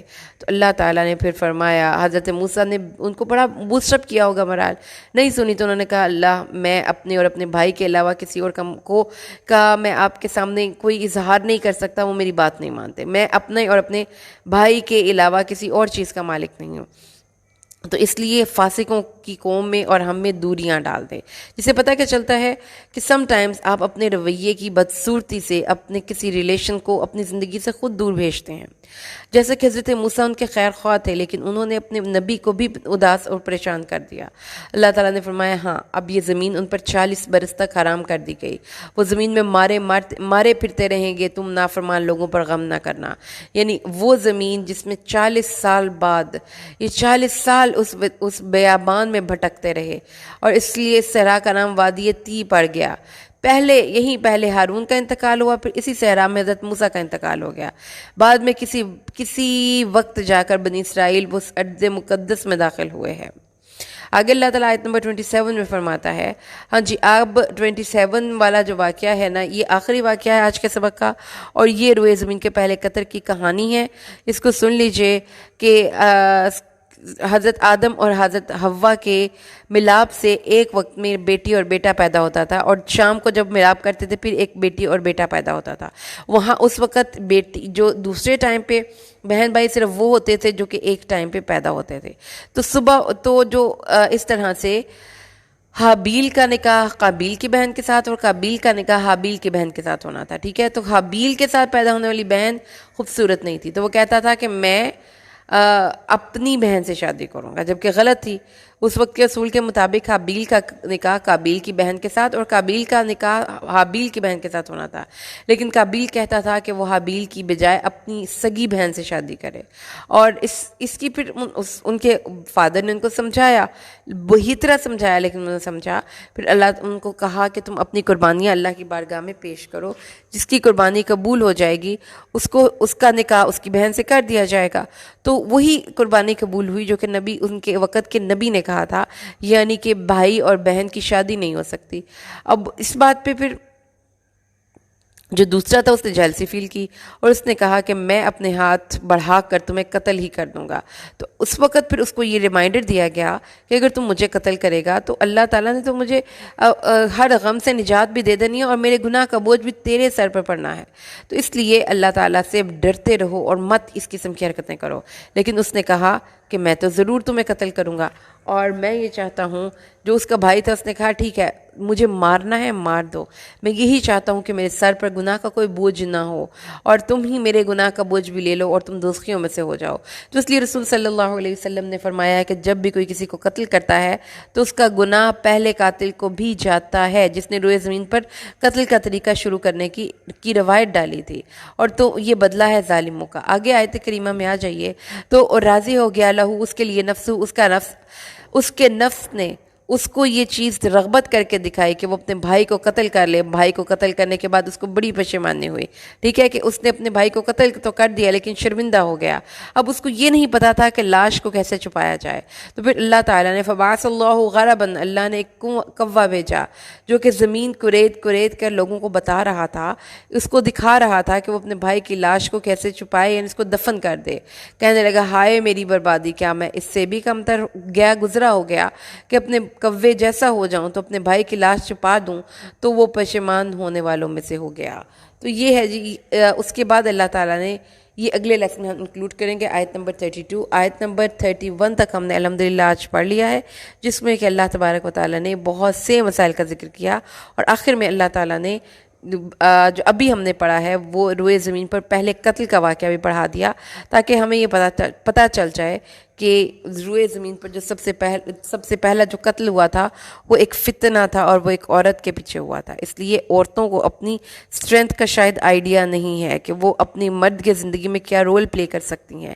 اس لیے ایک اسلامی عورت بنے اور اپنے تمام معاملات اللہ کے سپرد کر دیں. من اجل ذالک کتبنا علی بنی اسرائیل انه من قتل نفسا بغیر نفس او فساد فی الارض فکأنما قتل الناس جميعا ومن احیاها فكأنما أحيا الناس جميعا لقد جاءتهم رسلنا بالبينات ثم إن كثيرا منهم بعد ذلك في الأرض لمسرفون. اسی وجہ سے ہم نے بنی اسرائیل پر لکھ دیا کہ بے شک حقیقت یہ ہے کہ جس نے ایک جان کو کسی جان کے بدلے کے بغیر یا زمین میں فساد کے بغیر قتل کیا تو گویا اس نے تمام انسانوں کو قتل کیا، اور جس نے اسے زندہ کیا تو گویا اس نے تمام انسانوں کو زندہ کیا. مطلب کیا ہے کہ قتل کرنا کسی کو کسی بھی شریعت میں حرام تھا، یہ بنی اسرائیل پہ، اور وہ فرسٹ قتل کے بعد اللہ تعالیٰ نے تمام لوگوں اور تمام شریعتوں پر کسی بھی انسان کو ناحق قتل کرنا کبیرہ گناہ کا کنسیڈر کیا، اور یہ کہ جس نے کسی ایک انسان کو قتل کیا گویا اس نے انسانیت کو قتل کیا، کیونکہ انسانیت کی اصل انسان ہے. ذرے سے کائنات کی تفسیر پوچھ لے، قطرے کی وسعتوں میں سمندر تلاش کر، قطرہ قطرہ مل کر سمندر بنتا ہے. اسی طرح ایک انسانوں سے مل کر انسانیت بنتی ہے. جس نے کسی ایک انسان کو قتل کیا مطلب یہ کہ اس کے دل میں انسانیت کا کوئی احترام نہیں ہے. آیات محاربہ کہلاتی ہیں. یہ آیات ان کا مضمون یہ ہے، یعنی ان کی وجہ نزول یہ ہے کہ حضرت انس نے بیان کیا ہے کہ عقل اور اورینا کے وہ لوگ جو مسلمان ہو کر مدینہ منورہ آئے، لیکن یہاں کی آب و ہوا انہیں موافق نہ آئی اور وہ بیمار ہو گئے. نبی صلی اللہ علیہ وسلم نے انہیں مدینہ سے باہر صدقے کے اونٹوں میں رہنے کا حکم دے دیا کہ ان کا دودھ اور پیشاب پئیں، ملا کر پئیں. اور یہ لوگ وہاں چلے گئے. تندرست ہونے کے بعد وہ اسلام سے پھر گئے اور چرواہے یسار نوبی کو قتل کر کے اونٹ ہنکا کر لے گئے. رسول صلی اللہ علیہ وسلم نے ان کے تعاقب میں سوار بھیجے جو انہیں پکڑ کر مدینہ منورہ لے آئے. آپ نے حکم دیا کہ ان کے ہاتھ پاؤں کاٹ ڈالے جائیں، ان کی آنکھوں میں لوہے کی گرم سلائیاں پھیری جائیں اور انہیں دھوپ میں پھینک دیا گیا یہاں تک کہ سب مر گئے. مسلم کی ایک روایت میں ہے کہ آپ نے گرم سلائیاں پھیرنے کا حکم اس لیے دیا تھا کہ انہوں نے چرواہے کے ساتھ بھی یہ سلوک کیا تھا. مگر جو لوگ اس سے پہلے توبہ کر لیں تو تم ان پر قابو پا جاؤ تو جان لو کہ اللہ بے حد بخشنے والا نہایت مہربان ہے. ان کو اگر گرفتار کر دیا ہو جائے تو پھر جو انہوں نے کیا ہے معاشرے میں، یعنی کہ قتل و غارت گری، خون ریزی، دوسروں کا مال لوٹنا، تو اس لیے پھر ان کو یا تو قتل کیا جائے گا یا سولی چڑھائی جائے گی یا ہاتھ اور پاؤں مخالف سمت سے کاٹے جائیں گے یا ان کو زمین بدر کر دیا جائے گا. ان کا گرفتار ہونے سے پہلے اب خود اپنے آپ کو حوالے کر دینا یہ معنی رکھتا ہے کہ انہوں نے اپنے جرائم سے توبہ کر لیا، لیکن پھر اس بات میں اختلاف ہے کہ سزاؤں کی معافی کے ساتھ جو انہوں نے مال لوٹا تھا اس کا کیا، وہ بھی معاف ہو جائیں گے کہ ان کا بدلہ لیا جائے گا. بعض ائمہ کہتے ہیں کہ یہ گناہ معاف نہیں ہوں گے، ان کی اللہ کی عند اللہ معافی ہے. جو انہوں نے کسی کا حق رکھا ہے وہ اس کو ادا کرنا ہوگا. لیکن بعض ابن کثیر اور امام شوکانی کا رجحان اس طرف ہے کہ انہیں معاف کر دیا جائے گا. اگر گرفتاری کے بعد انہوں نے توبہ کی تو ان کے جرائم کی ان کو کوئی باس پرس نہیں کی جائے گی. آگے جی اللہ تعالیٰ نے فرمایا ہے یا ایھا الذین آمنوا اتقوا اللہ وابتغوا الیہ الوسیلہ، اے لوگو جو ایمان لائے ہو اللہ سے ڈرو اور اس کا قرب تلاش کرو. اللہ کا قرب تلاش کرنے کے لیے اللہ تعالیٰ نے کیا بتایا ہے کہ اس کے راستے میں جہاد کرو. تو جو شخص اللہ کے راستے میں کوشش کرتا ہے، جہاد کرتا ہے، اس کے پیغام اور اس کے کلمے کو آگے پہنچانے کے لیے کوشش کرتا ہے تو وہ ضرور اللہ کا قرب پالے گا، کیونکہ وسیلہ کا مطلب ہے کسی کے قرب حاصل کرنے کی چیز. تو یہاں پر اللہ تعالیٰ نے یہ نہیں بتایا کہ وسیلہ کسی بھی انسان مردہ شخص کا یا اس کے کسی عمل کا وسیلہ آپ نے اپنے کسی عمل کا کرنا ہے کہ اللہ میں نے یہ عمل تیرے لیے کیا تو اس کا عمل کو تو قبول کر لے. اور دوسرے مقام پر اللہ تعالیٰ نے فرمایا ہے وَلِلَّهِ الْأَسْمَاءُ الْحُسْنَى فَادْعُوهُ بِهَا. تو اللہ تعالیٰ سے جب دعا مانگنی ہے تو اللہ کے اچھے اچھے ناموں کا وسیلہ لگا کر بھی آپ مانگ سکتے ہیں اللہ تعالیٰ سے. اس کے علاوہ اللہ تعالیٰ نے اس قرآن میں یا حدیث میں وسیلے وسیلے کی اور کوئی ذریعہ نہیں ہے۔ یا ایک اور حدیث کے مطابق رسول صلی اللہ علیہ وسلم کو قیامت کے دن ایک مقام ملے گا جس کا نام محمود ہوگا، اور وہ وسیلہ بھی ہے، جس کے لیے پھر ہم اللہ کے نبی کے لیے دعا کرتے ہیں، اللہم رب هذه الدعوة التامة والصلاة القائمة آت محمدا الوسیلة والفضیلہ۔ تو یہ وہ مقام محمود ہے جو کہ رسول صلی اللہ علیہ وسلم کو قیامت کے دن ملے گا۔ اس لیے اللہ تبارک و تعالیٰ نے فرمایا ہے کہ اللہ کا قرب تلاش کرنے کے لیے اپنے اعمال کرتے رہو۔ بے شک وہ لوگ جنہوں نے کفر کیا، اگر ان کے لیے جو کچھ بھی زمین میں ہے سب کا سب اور اس جیسا اور بھی ہو کہ ان کو عذاب کے بدلے میں چھٹکارے کے طور پر دے دیا جائے، تو قیامت کے دن ان سے ہرگز ہرگز قبول نہ کیا جائے گا۔ قیامت رسول صلی اللہ علیہ وسلم فرماتے ہیں قیامت کے دن اللہ اس شخص سے کہے گا جسے آگ والوں میں سب سے ہلکا عذاب ہوگا، اگر زمین میں جو بھی چیز ہے تمہاری ہو تو کیا تم اپنی جان چھڑانے کے لیے اس کو دے دو گے؟ وہ کہے گا ہاں، تو اللہ فرمائے گا میں نے تم سے اسے کہیں زیادہ آسان چیز کا مطالبہ کیا تھا جب تم آدم کی پشت میں تھا کہ میرے ساتھ کسی کو شریک نہ بنانا، مگر تم میرے ساتھ شرک بنائے بغیر مانا ہی نہیں۔ اس لیے اب قرآن کو اس لیے پڑھیں کہ اس میں آپ نے مشرکوں کے عقیدوں سے اپنے آپ کو بچانا ہے۔ وہ ارادہ یہ کریں گے کہ آگ سے نکل جائیں، لیکن وہ جیل اتنی سخت ہے کہ اس کے تالے اتنے سخت ہیں، جہنم سے نکل نہیں پائیں گے، اور اس میں مقیم ہمیشہ رہنے والا عذاب ہے۔ اللہم لا تجعلنا برحمتک منہم۔ آگے آ جاتی ہے اسلامی حد میں سے ایک اور حد، والسارق والسارقۃ، چور مرد ہے یا چور عورت ہے دونوں کے ہاتھ کاٹ ڈالے جائیں۔ چور مرد ہے اور چور عورت ہے ان کے ہاتھ کاٹ ڈالے جائیں۔ اور حضرت عائشہ رضی اللہ تعالیٰ عنہ فرماتی ہیں کہ چور کا ہاتھ یعنی اس میں بھی ایک حد ہے کہ دینار کے 1/4 یا زیادہ میں اس کا ہاتھ کاٹا جائے گا، اس سے کم پہ نہیں کاٹا جائے گا۔ رسول صلی اللہ علیہ وسلم نے فرمایا کہ ایک شخص تھا جس کی چادر چرائی گئی، تو رسول صلی اللہ علیہ وسلم کے سامنے اس چور کو لایا گیا تو آپ نے اس کے ہاتھ کاٹنے کا حکم دے دیا۔ تو چادر کے مالک صفوان نے کہا کہ اے اللہ کے رسول، میرا ارادہ اس کے ہاتھ کٹوانے کا نہیں تھا، میری چادر اس پر صدقہ ہے۔ تو آپ نے فرمایا یہ اسے میرے پاس لانے سے پہلے صدقہ کیوں نہ کیا؟ تو چور کے ہاتھ، چور اور چورنی کے ہاتھ اسلام کہتا ہے کہ کاٹ دیے جائیں، اس لیے کہ یہ عبرتناک سزا ہوگی۔ تو جب کسی ایک انسان کا ہاتھ کٹا ہوا معاشرے میں وہ پھرے گا تو لوگ اس کو دیکھ کر چوری سے قطعاً اجتناب کریں گے، کیونکہ اس میں حکمتیں ہیں، نفسیاتی اصول ہیں، انسان انسانوں کو دیکھ کر جو ہے اپنے عمل کی اصلاح کرتے ہیں، لیکن جب یہ اسلامی اصول نافذ نہیں ہوں گے تو پھر معاشرے میں امن نہیں آئے گا۔ تو جو اسلام کی سزائیں ہیں اس میں ایک بہت بگ جو ایک میسج ہے وہ یہ ہے کہ ایسی عبرتناک سزا دی جائے کہ ایک کو سزا مل جائے تو بہت سے لوگ جن کے دماغ میں اور ذہن میں خبث ہے یا آپ کہہ لیں کہ خباثت ہے، وہ اس کو دیکھ کر توبہ اور اصلاح کر ہی لیں گے کہ اتنی جو ہے ہمیں مشکل سزا سے گزرنا پڑے گا۔ لیکن جو اس کے بعد توبہ کر لے، یعنی کہ ظلم اور اس کی حد جاری ہو جانے کے بعد بھی کسی انسان کو اللہ نے یہ اختیار یا یہ حق نہیں دیا کہ وہ اس کو بعد میں چور چور کہتا رہے۔ اللہ تعالیٰ نے فرمایا کہ اس نے اپنے گناہ کی سزا بھگت لی، اس لیے وہ اصلاح کرنے کے بعد اگر اللہ سے توبہ کر لے تو اللہ تعالیٰ بخشنے والا، رحم کرنے والا ہے، اس کو دوبارہ کوئی اس گناہ کی آر نہیں دلائے گا۔ اللہ تعالیٰ کے لیے ہی ہے جو کچھ بھی۔ آیت نمبر 140 سورۃ المائدہ، الم تعلم ان اللہ لہ ملک السماوات والارض یعذب من یشاء ویغفر لمن یشاء واللہ علی کل شیء قدیر۔ کیا تو نہیں جانتا، یہ تعجب نہ کرے کہ چور کو تھوڑی سی خطا پر بڑی سزا کیوں فرمائی؟ اس کا مطلب یہ ہے کہ اللہ کے ہاں کسی کو رعایت نہیں مل سکتی، جو جرم کرے گا اس کو سزا ملے گی۔ اس معاملے میں کسی بڑے مرتبے والے کو چھوٹے مرتبے والے پر فوقیت نہیں ہے، یا یہ کہ اللہ جس جرم پر جو چاہے سزا مقرر کرے، اسے مخلوقات پر کل کا کل اختیار ہے۔ اس لیے رسول صلی اللہ علیہ وسلم کو اللہ تعالیٰ نے فرمایا کہ اللہ کے لیے بادشاہت آسمان اور زمین کی، وہ لیجسلیٹ کرتا ہے۔ اگر اس کے فیصلوں پر حکمت تم پر منکشف ہو جائے تو الحمدللہ، لیکن اگر نہیں ہوتی تو بھی یاد رکھو کہ وہ جانتا ہے جو کچھ بھی آسمان اور زمین میں ہے۔ آگے آ جائیے، رسول صلی اللہ علیہ وسلم کو ایک تسلی دی گئی ہے، اے رسول آپ کو وہ لوگ جو کفر میں جلدی کرتے ہیں، ان لوگوں سے جو اپنے منہوں سے تو کہتے ہیں ہم ایمان لائے اور ان کے دل ایمان نہیں لاتے، اور یہودیوں میں سے، یعنی یہودیوں کے منافقین اور مسلمانوں کے منافقین آپ کو غمناک نہ کریں۔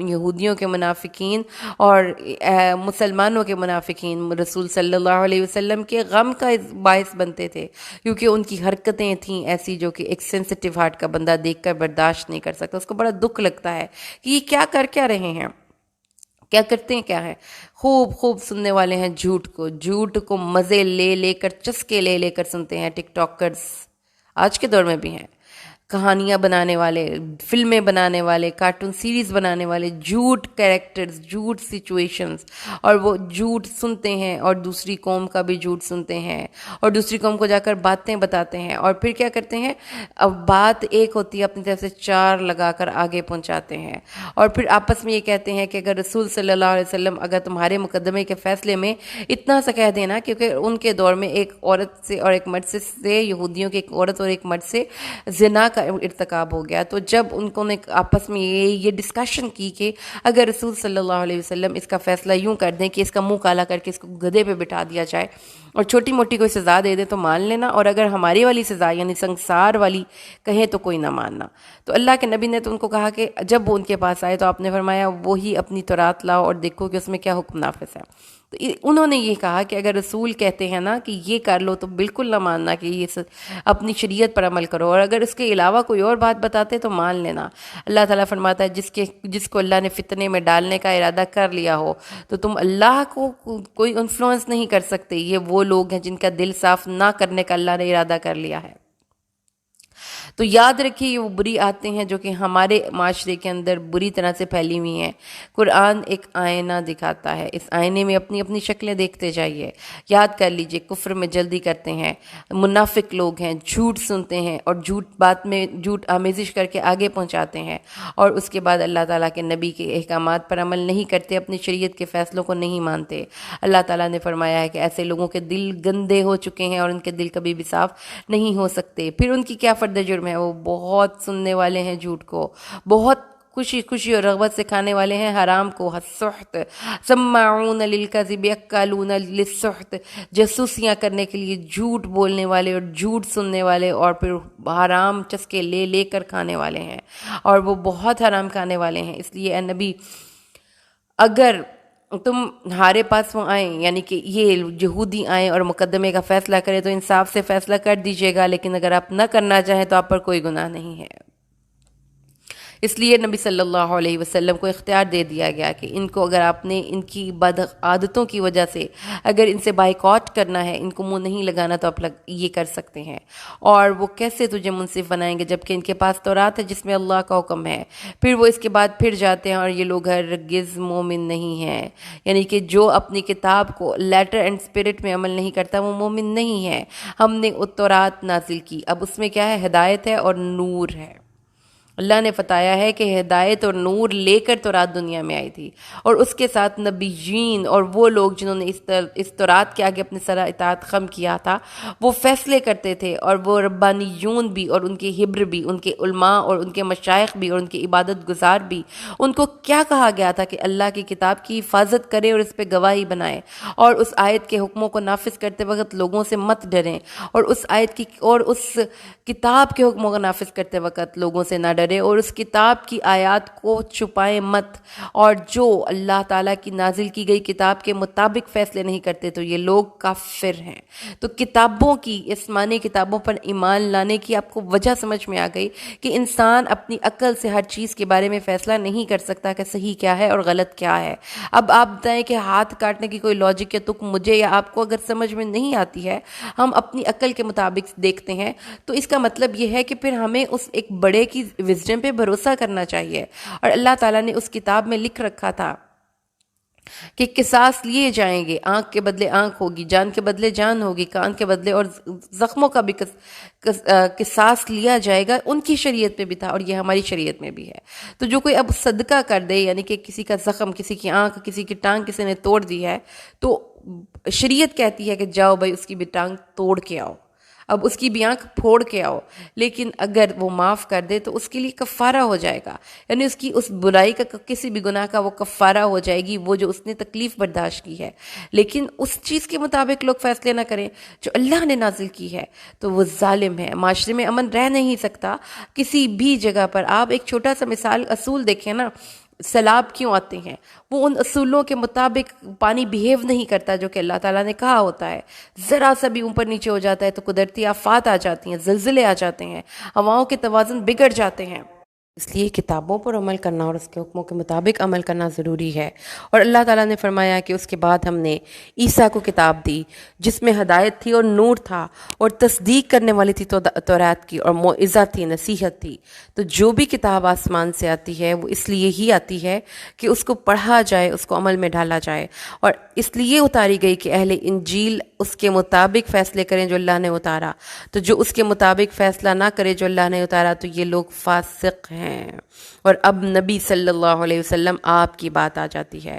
آپ کی طرف بھی کتاب کو اللہ نے حق کے ساتھ نازل کیا، وہ تصدیق کرنے والی ہے اس کی جو اس سے آگے کی کتابیں ہیں، اور ان کے اوپر نگران ہے، وہ مہیمنن، نگران اور محافظ ہے۔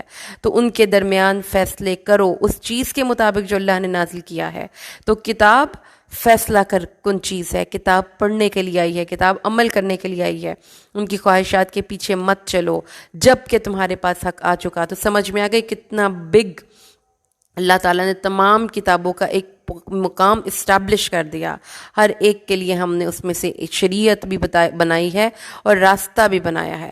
اس لیے اگر اللہ چاہتا تو تم سب لوگ ایک ہی امت ہو جاتے، لیکن اللہ تمہیں آزمانا چاہتا ہے اس میں جو اس نے تمہیں دیا۔ تو اب کرنے کا کام کیا ہے؟ فاستبقوا الخیرات، نیکیاں میں سبقت لے جاؤ۔ تو ان آیات کا جو ایک واضح طور پر مضمون سمجھ میں آیا وہ یہ تھا کہ اللہ تعالیٰ نے تمام کتابوں میں ہدایت اور نور داخل کیا تھا، اور اب قرآن حکیم وہ واحد آخری کتاب ہے جس پر کہ عمل کرنے کی بنیاد پر پھر اللہ کی نظر میں مقام ہوگا۔ اور اس لیے کہ اللہ تعالیٰ نے فرمایا کہ نیکیوں میں سبقت لے جائیے۔ اور اللہ تعالیٰ نے یہ کتاب کیوں نازل کی ہے؟ وَأَنِحْكُمْ بَيْنَهُمْ بِمَا أَنزَلَ اللَّهُ وَلَا تَتَّبِعْ أَهْوَاءَهُمْ وَاحْذَرْهُمْ۔ اور آپ ان کے درمیان، آیت نمبر 49 ہے سورۃ المائدہ کی، اس چیز کے مطابق فیصلہ کر دیجئے جو اللہ نے نازل کیا ہے، اور ان کی خواہشات کی پیروی نہ کیجئے، ان سے بچ جائیے۔ کیوں؟ کیونکہ ان کے ساتھ رہ کر نبی صلی اللہ علیہ وسلم کو بھی ڈر ہے کہ تم ان کے ساتھ رہ کر کہیں یفتنونک، تمہیں فتنے میں نہ ڈال دیں، نبی تمہیں بہکا نہ دیں اس چیز سے جو تمہاری طرف اللہ نے نازل کیا ہے۔ اگر وہ منہ پھیر لیں تو جان لے کہ اللہ یہ چاہتا ہے کہ ان کے بعض گناہوں کے سبب ان کو اس نیکی کا موقع ان سے چھین لے، اور بہت سے لوگ تو ہیں ہی نافرمان۔ تو ان آیتوں میں جو بات ہمیں سمجھ میں آئی وہ یہ ہے، پوائنٹس میں بات کو سمجھتے ہیں۔ نمبر 1 کہ ہر کتاب آسمان سے اللہ کی ہدایت نامے لے کر دنیا میں اتری۔ نمبر 2 تورات اور انجیل اپنے اپنے وقت میں لوگوں کے لیے ہدایت اور نور تھیں، اور اس کے مطابق فیصلے کرنے کا اللہ نے ان کو حکم دیا۔ نمبر 3 قرآن کا جو آمد کا مقصد ہے وہ یہ ہے کہ ایک تو یہ کہ اپنے اس کے مطابق فیصلے کیے جائیں، اور یہ گزشتہ کتابوں کی نگہبان اور محافظ ہے۔ اور پھر اللہ تعالیٰ نے اپنے نبی کو بتایا کہ اسی کی روشنی میں فیصلے ہوں گے۔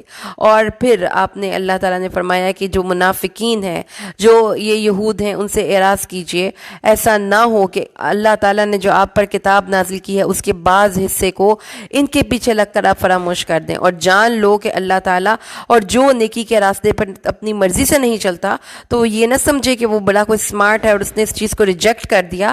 در حقیقت اللہ نے اس کو ریجیکٹ کر دیا، اس کے دل کو، اور اس میں کوئی ہدایت داخل نہیں ہو سکتی۔ وَإِنَّ كَثِيرًا مِّنَ النَّاسِ لَفَاسِقُونَ۔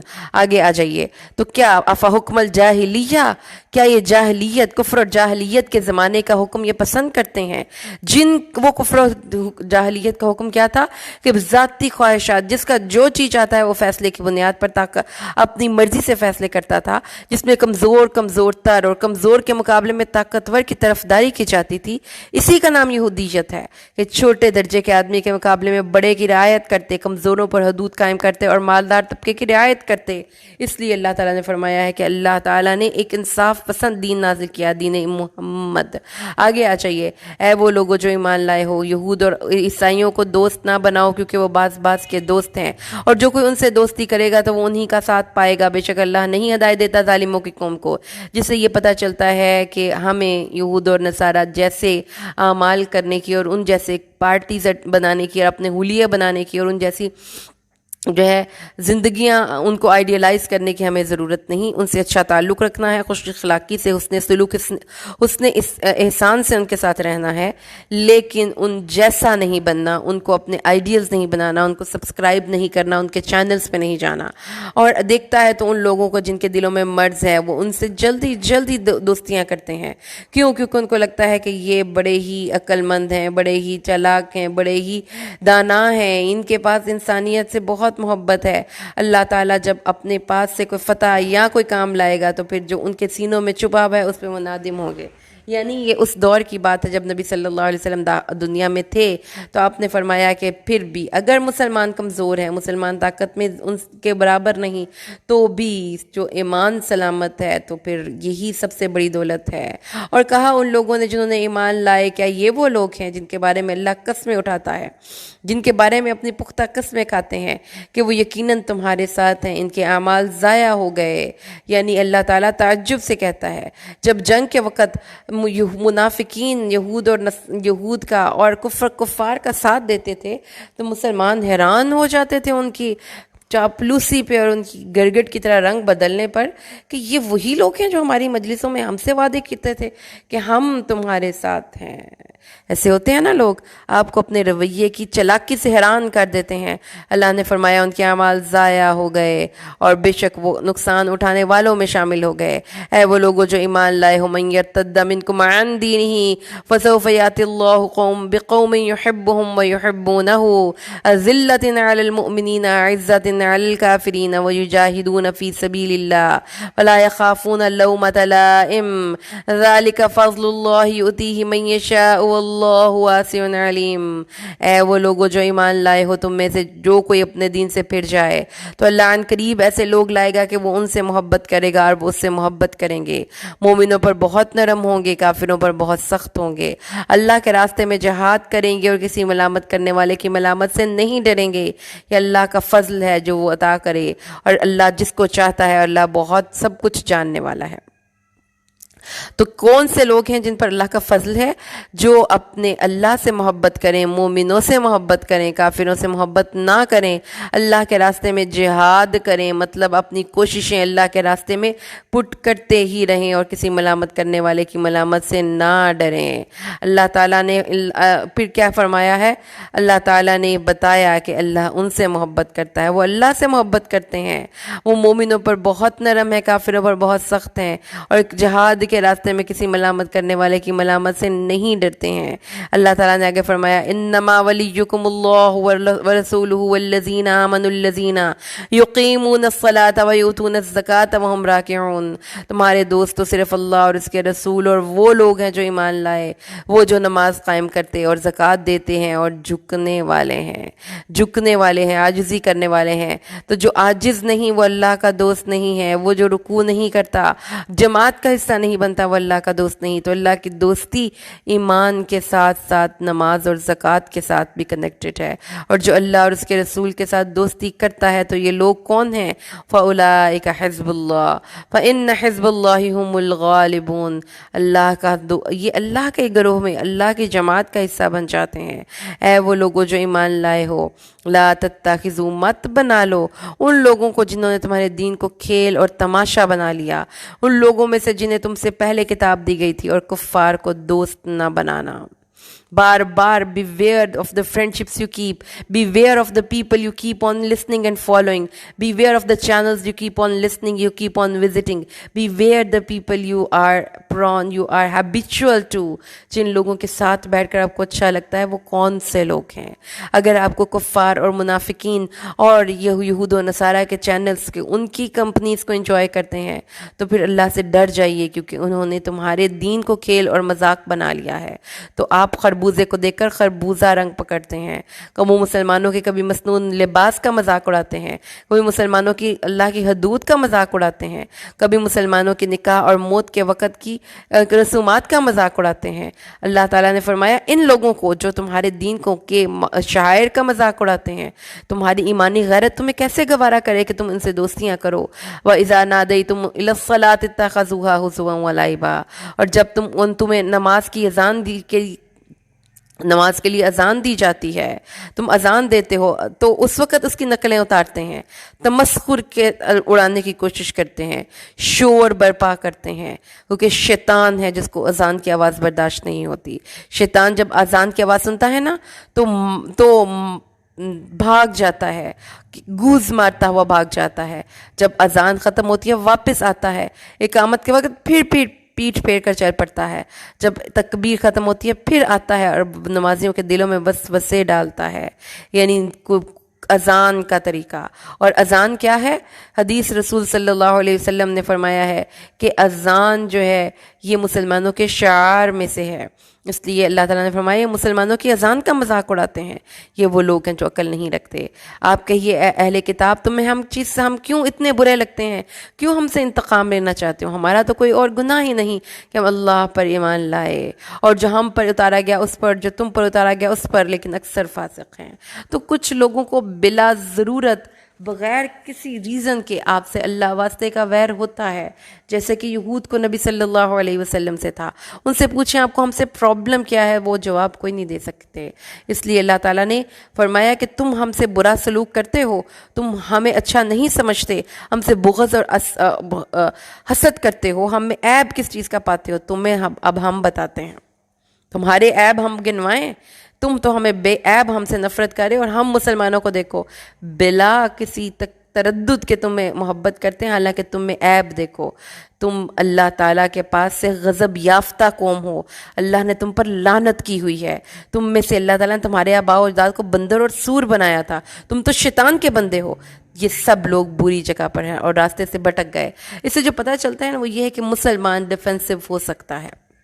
اللہ تعالیٰ نے کل کہہ کر بتایا کہ نبی اب اگر آپ کو تانا زنی کرنے کی کوشش کریں تو پھر ان کی بھی پوری کی پوری کٹا چھٹا کھول کر ان کے سامنے رکھنا اور کہنا کہ یہ ہو تم اصل میں جو بنے پھرتے ہو۔ تو جس سے پتہ یہ چلتا ہے کہ جب کبھی کوئی انسان آپ کو زیادہ تنگ کرے، زچ کرے، آپ سے بد کلامی کرے اور آپ کو بلا ضرورت تنگ کرے، تو آپ اس کو جواب دے سکتے ہیں، اس کو راہ راست پر لانے کے لیے کہ اگر آپ کی کمزوری سمجھ لیا جائے آپ کے معاف کرنے کو، اور جب وہ آپ کے پاس آتے ہیں تو کہتے ہیں ہم ایمان لائے، حالانکہ وہ کفر لے کر آئے تھے اور کفر ہی لے کر جائیں گے، یعنی کہ کفر ان کے دلوں میں راسخ ہو چکا ہے، اس لیے ان کے دلوں میں ایمان داخل ہو ہی نہیں سکتا۔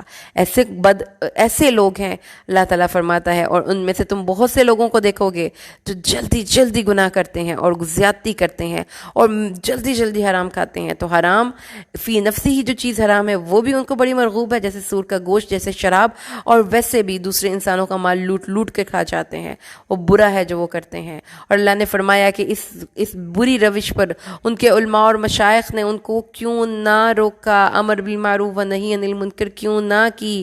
رسول صلی اللہ علیہ وسلم نے فرمایا ہے کوئی بھی شخص جو ایسی قوم میں سے ہو جن میں گناہوں کا ارتکاب کیا جاتا ہو اور جو اسے روکنے کی قدرت رکھتا ہو مگر اس کو نہ روکے، تو اللہ تعالیٰ ان کے مرنے سے پہلے ان پر کوئی عذاب بھیجے گا۔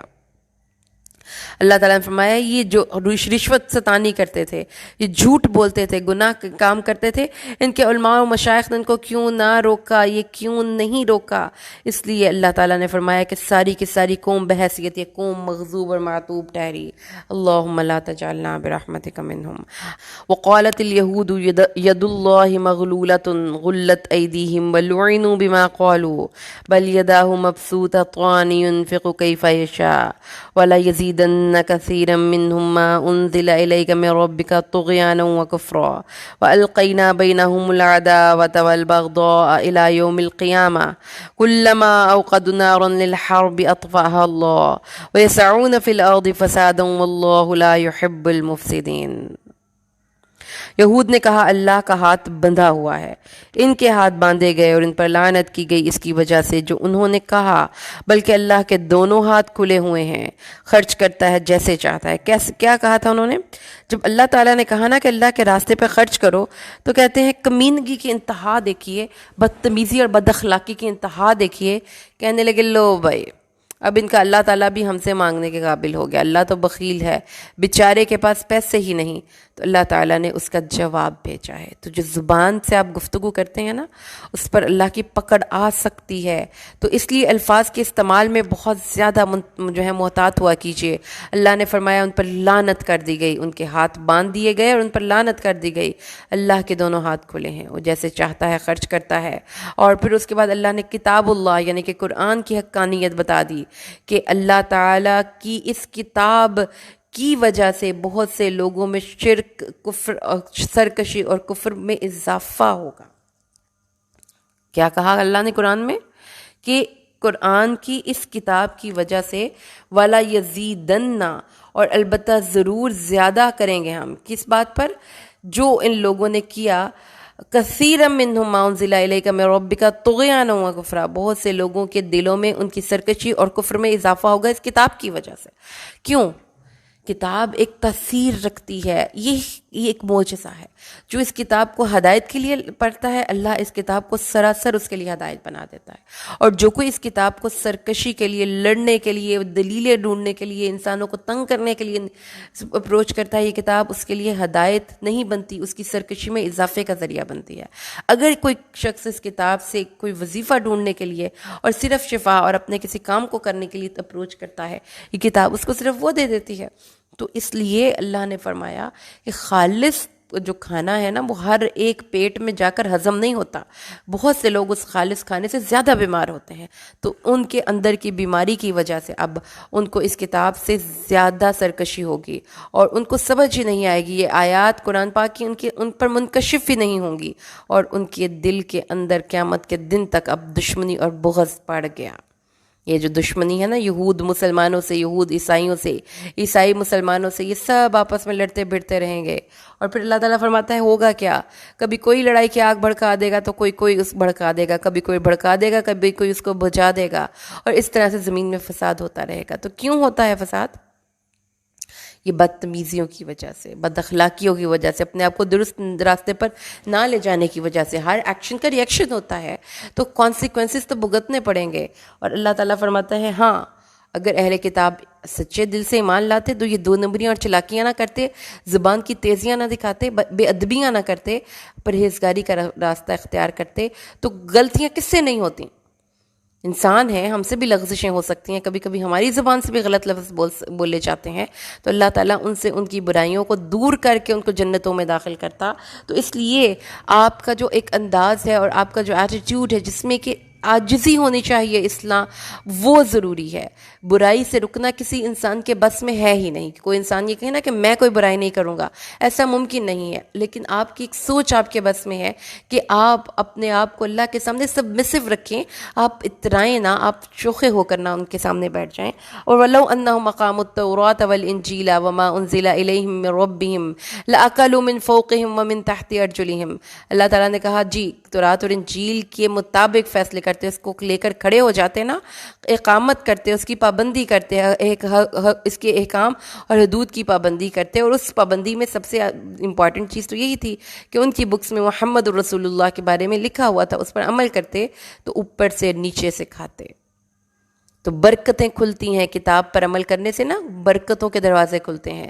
اللہ تعالیٰ فرماتا ہے یہ اوپر اور نیچے سے کھاتے، اور ان میں سے ایک امت سیدھی راستے پر ہے، لیکن بہت سے لوگ ہیں جو وہ عمل کر رہے ہیں، وہ برا کر رہے ہیں. اس لیے آپ نے اگر اپنی زندگی میں برکتوں کے دروازے کھولنے ہیں تو اپنی کتاب پر عمل کرنا شروع کر دیجئے. اللہ اے نبی پہنچا دیجئے جو اللہ نے آپ کی طرف نازل کیا ہے. آیت نمبر 67.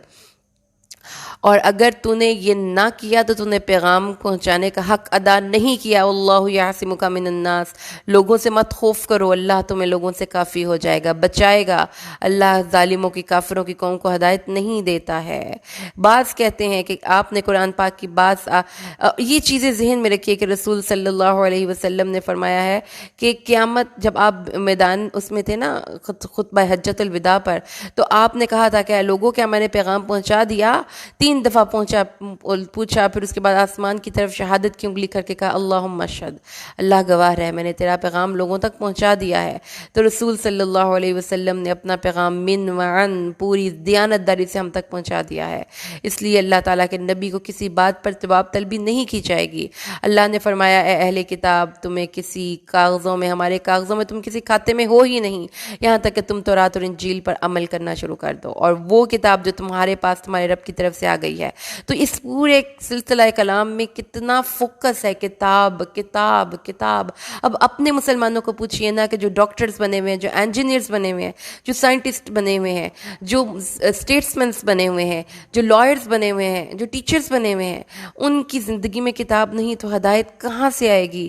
کیا وہ ایک کتاب کا علم حاصل کر لینا، اپنی آپ کو وہ جانتے نہیں، کائنات کے بارے میں غور و فکر نہیں، انسانی نفسیات، انسانی نیچر کو سمجھتے نہیں، وہ انسان گول گول بھٹکتا ہے، گھومتا ہے، اس کو سمجھ نہیں آتی زندگی گزارنے کیسے ہے۔ اللہ نے فرمایا اللہ کے کاغذوں میں تم بڑے کوئی توپ چیزوں، میرے کاغذوں میں تم اسی وقت میری نظر میں آؤ گے جب تم تورات اور انجیل اور وہ کتاب جو تمہارے پاس اللہ کی طرف سے نازل کی گئی یعنی کہ قرآن، اس کو مانو گے۔ اور اللہ تعالیٰ نے پھر فرمایا اے نبی، جو کتاب آپ کی طرف نازل کی گئی ہے، اس کتاب کو حاصل کرنے کے بعد بہت سے اہل کتاب کی کفر اور طغیان میں اضافہ ہوتا ہے، اس لیے آپ کو اس بات پہ بالکل تعجب نہیں ہونا چاہیے اگر آج کے انٹرنیٹ کے دور میں آپ کو کوئی ایسا یہودی ایسی ویڈیو مل جاتی ہے، یا ایسا کوئی انسان مل جاتا ہے جو اسلام کے واضح اور بہت ہی آسان احکامات کو بھی سمجھنے کی پوزیشن میں نہیں، اس لیے کہ اس کے دل کی اپنی بیڈ چوائس کی وجہ سے وہ اس قرآن کی ہدایت اور حقانیت تک اس کی رہنمائی ہو ہی نہیں سکتی۔ اس لیے فَلَا تَأْسَ عَلَى الْقَوْمِ الْكَافِرِينَ، اے نبی آپ کو غم نہ ہو، افسوس نہ ہو۔ کیوں افسوس نہ ہو؟ کیونکہ یہ ان کی اپنی چوائس ہے، وہ خود چاہتے تو اس کتاب کو سامنے پڑھی ہے، ہر چیز ہے، اپنے اندر کو درست کریں، کتاب کی طرف آئیں، جب نہیں آتے تو آپ کو دکھ بھی نہیں ہونا چاہیے۔ اس لیے دکھ بھی اللہ کے تابع کر لیں، جب کوئی غلط کرتا ہے تو اس کو خمیازہ بھگتنا پڑتا ہے۔ بے شک وہ لوگ جو ایمان لائے اور وہ لوگ جو یہودی ہوئے اور صابئون اور نصارہ، وہ جو اللہ پر اور قیامت کے دن پر ایمان لاتا ہے اور نیک عمل کرتا ہے، اللہ تعالیٰ کو کوئی کسی سے کوئی پریجوڈائز نہیں ہے، نہ اللہ تعالیٰ کو انتقامی بادشاہ ہے کہ ضرور یہودیوں کو اٹھا کر دوزخ میں پھینکے گا کہ اس نے اللہ تعالیٰ کے احکامات کی نافرمانی کی ہے۔ اللہ تعالیٰ بہت انصاف پسند ہے، لہٰذا اپنے عمل درست کیجئے، اللہ کی جنت آپ کے لیے تیار ہے۔ لیکن اگر عمل درست نہیں تو پھر خالی خلی دعووں سے جنت نہیں مل سکتی۔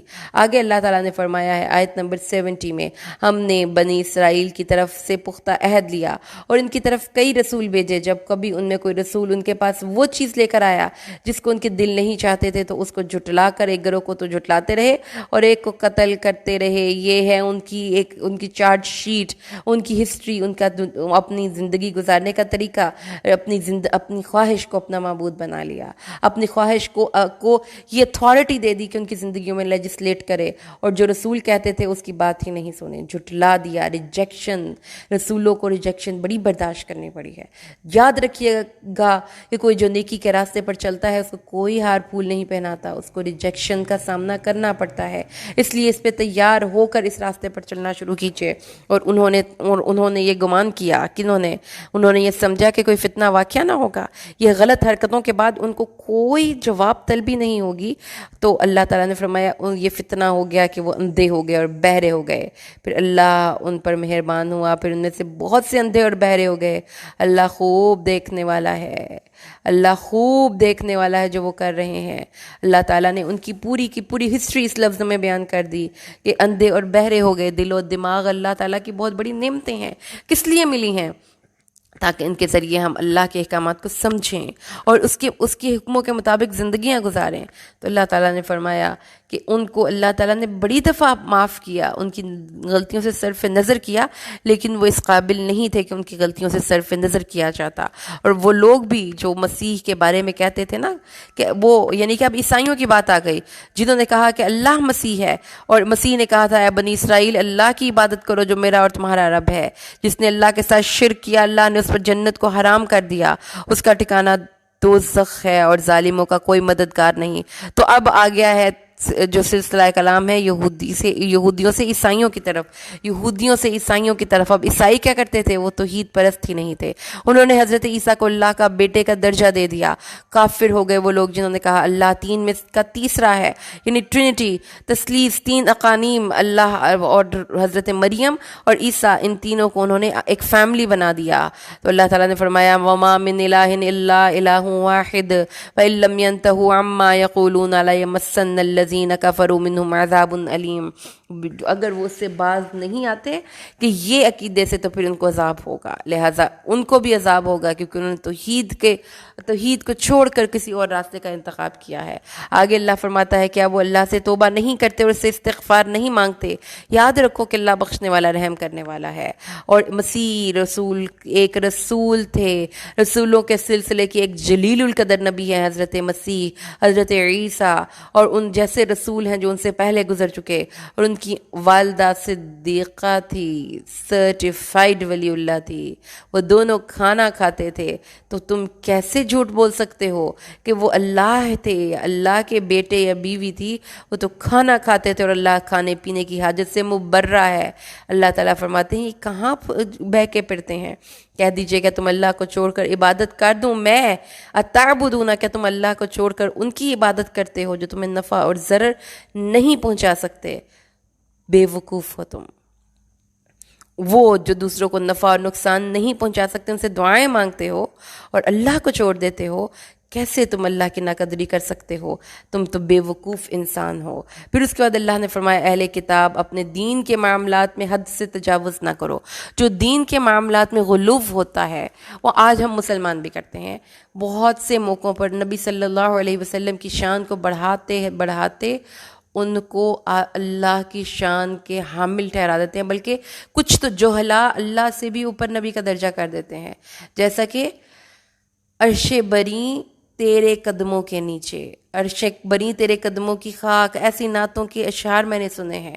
ایسے لوگوں کے بارے میں سنا ہے جو کہتے ہیں کہ جو اللہ تعالیٰ کو انفلوئنس کر سکتا ہے محمد، خدا جو پکڑے چھڑا لے محمد، محمد جو پکڑے چھڑا کوئی نہیں سکتا۔ تو اس قسم کے شرکیہ عقائد میں انسان اپنے نبی کی محبت میں، اپنی ہر دور میں اللہ نے نبیوں کی تعظیم کرنا ان کی امت کے لوگوں پر فرض قرار دیا تھا، لیکن ان کو انسانوں کے درجے سے نکال کر اللہ کے درجے میں لے جانے کی اجازت کسی کو نہیں دی۔ نہ یہ یہود کے عیسائیوں کے اوپر کیا چارج شیٹ ہے کہ انہوں نے حضرت عیسیٰ کو خدائی صفات کا حامل کنسیڈر کر لیا۔ اللہ تعالیٰ نے فرمایا تم نے شرک کیا ہے۔ تو اگر یہی کام ہم مسلمان کرتے ہیں کہ ہم نبی صلی اللہ علیہ وسلم کے پاس جا کر کہتے ہیں جی ہم کرم فرمائیے، درے نبی پر پڑا رہوں گا، ہم کہتے ہیں کہ اللہ کے نبی ہمارے، اگر آپ نہیں جانتے تو کون جانے گا؟ آپ کو بھی بتانے کی ضرورت ہے اللہ کے نبی، کیوں وہ ہمارے دلوں کے اندر کے حالات جان سکتے ہیں؟ بھائی وہ میرے آپ جیسے انسان ہیں۔ جب ایک انسان دنیا سے پردہ فرما جاتا ہے تو پھر اس تک کوئی خبر پہنچانے کا ذریعہ نہیں ہے، اور یہی ایک اصول ہے دنیا کا۔ تو اے نبی، اے اہل کتاب، دین کے معاملات میں حد سے تجاوز نہ کرو، دین کے معاملے میں اللہ تعالیٰ کے صراط مستقیم پر چلو۔ یہودیوں نے کیا کیا؟ حضرت عیسیٰ کو ولد الزنا قرار دے کر انتہائی توہین آمیز سلوک کیا، انہوں نے اس سائڈ پہ ایگزیجریشن کر دی۔ تو برابری، بے حد جو ہے نا مستقیم سلوک کرنا ہے۔ پھر دوسرا ان کو اللہ نے کیا بتایا؟ اس قوم کی خواہشوں کے پیچھے مت چلو جو خود گمراہ ہیں، تو تمہیں بھی گمراہ کیا ہے اور بہت سے لوگوں کو گمراہ کیا ہے۔ تو وہ ایسے وائرل، جیسے آپ نے نا کوارنٹائن ہو جاتے ہیں کچھ لوگوں کے اندر جراثیم ایسے اسٹرانگ ہوتے ہیں کہ جب آپ ان کے پاس بیٹھتے ہیں نا تو آپ کو بھی جرمز لگ جاتے ہیں، جیسا کہ کرونا کے دور میں آپ نے دیکھا تھا۔ تو اللہ تعالیٰ نے فرمایا کہ مت ان کے پاس بھی جانا، دے آر انفیکٹڈ پیپل، اگر ان کے پاس بیٹھو گے تو تم بھی کوئی نہ کوئی جرم لے کر ہی اٹھو گے۔ لعنت کر دی گئی کافروں پر، بنی اسرائیل پر، داود اور عیسیٰ ابن مریم کی زبان پر۔ تو کیا بنی اسرائیل کے کافروں پر اللہ کے نبی حضرت عیسیٰ اور حضرت داود نے بھی لعنت کر دی؟ یہ اس لیے تھے کہ وہ نافرمانیاں کرتے تھے اور حد سے گزرے جاتے تھے۔ اللہم لا تجعلنا برحمتک منہم، کیوں نہ لعنت کے مستحق ہوئے؟ نافرمانیاں کرتے تھے، حد سے گزرتے تھے، ان کے سامنے برا ہوتا تھا لیکن اس کو روکتے نہیں تھے۔ اللہ اکبر، اتنا گناہ ہے، اتنی اللہ کو غیرت آتی ہے کہ جب آپ طاقت رکھتے تھے، آپ کے پاس قوت بیان تھی، آپ کے پاس قوت عمل تھی، آپ کچھ کر سکتے تھے، شکوائے ظلمت شب سے تو کہیں بہتر تھا، اپنے حصے کی شمع جلاتے جاتے، خود تو کچھ کر کے دکھاؤ، برے کاموں سے لوگوں کو روکتے نہیں ہو۔ پھر اللہ فرماتا ہے آپ دیکھیں گے، ان میں سے بہت سے لوگوں کو دیکھیں گے جو ان لوگوں سے دوستی رکھتے ہیں جنہوں نے کفر کیا، انفیکٹڈ لوگ ہیں یہ، ان کے اندر نجس ہیں یہ اللہ کی نظر میں ناپاک لوگ ہیں۔ مسلمانوں تم نے ان کے قریب نہیں بیٹھنا، ان سے دوستیاں نہیں کرنی، کافروں سے، یہودیوں سے، عیسائیوں سے، یقیناً برا ہے جو ان کے نفسوں نے ان کے لیے آگے بیچا، اللہ ان پر غصہ ہوا، وہ ہمیشہ عذاب میں رہنے والے ہیں۔ لو کانوا یؤمنون باللہ والنبی وما انزل الیہم اتخذوہم اولیاء ولکن کثیرا منہم فاسقون، اگر وہ اللہ اور اس کے نبی اور اس پر ایمان رکھتے ہوتے جو اس کی طرف نازل کیا گیا ہے، اگر راسخ ہو چکا ہوتا ایمان دل میں تو ان کو تو یہ لوگ پسند ہی نہیں آتے۔ کافر تو مسلمانوں کے دوست بن ہی نہیں سکتے، مسلمانوں کی دوستیاں ایمان کی بنیاد پر ہوتی ہیں، لیکن ان میں سے بہت سے نافرمان ہیں، یعنی ان کے دل میں ایمان راسخ نہیں۔ مسلمان مسلمانوں سے دوستیاں کرتے ہیں، کافر کافروں سے دوستیاں کرتے ہیں، یہودی اور عیسائی آپس میں دوستیاں کرتے ہیں۔ اللہ نے فرمایا ان سے دوستیاں مت کرو۔ پھر اللہ نے ایک بات بتا دی، مسلمانوں سے عداوت میں شدید ترین ہے یہودی اور مشرک، اور مسلمانوں سے قریب ترین دوستی میں عیسائی ہیں۔ اللہ کی اس آیت کی حقانیت بھی آج دیکھ لیجئے کہ مسلمانوں کے اسلام کے خلاف، نبی صلی اللہ علیہ وسلم کے خلاف کارٹون جو یہ مقابلے باز، یہ سب یہودیوں کی سازشیں تھیں، جنہوں نے کہ انٹرنیٹ پر اور جنہوں نے فیس بک پر، جنہوں نے دوسرے اکاؤنٹس پر نبی صلی اللہ علیہ وسلم کے بارے میں آزادی رائے کے نام پر ایک کمپین چلائی تھی۔ اللہ تعالیٰ نے فرمایا جو عیسائی ہوتے ہیں نا، چونکہ ان کا مذہب بھی ایک رواداری کا مذہب ہے، اس لیے وہ زیادہ نرم دل ہوتے ہیں ایز کمپیئر ٹو یہودی، وہ ریجڈ ہوتے ہیں، وہ جڈ ہوتے ہیں، وہ بڑے انٹیلیجنٹ ہیں لیکن وہ بڑے شدید ہوتے ہیں اسلام دشمنی میں اور مشرک بھی، تو ان کو اسلام ویسے ہی نہیں پسند۔ اس لیے آپ دیکھیں کہ پوری دنیا میں اگر آپ دیکھتے ہیں کہ ڈریس کوڈ کی ہی ہم اگر خالی بات کرتے ہیں اسلام کی، تو کمپین چلانے والے اسلام کے ڈریس کوڈ کے بارے میں اور اس کو ٹیررسٹ کے ہیش ٹیگ لگا کر فارورڈ کرنے والے کون تھے؟ وہی جنہوں نے کہ اسلام کی دشمنی میں اپنا پورا حصہ ادا کیا۔ اگر آپ کسی ایک خاص مذہبی عقیدے سے کی وجہ سے لباس پہننے کو ریجیڈیٹی کہتے ہیں تو اس مسلمانوں کے ساتھ تو سکھوں کو بھی اسی حکم میں چلنا چاہیے تھا، لیکن ان سے کسی کی کوئی عداوت نہیں ہے۔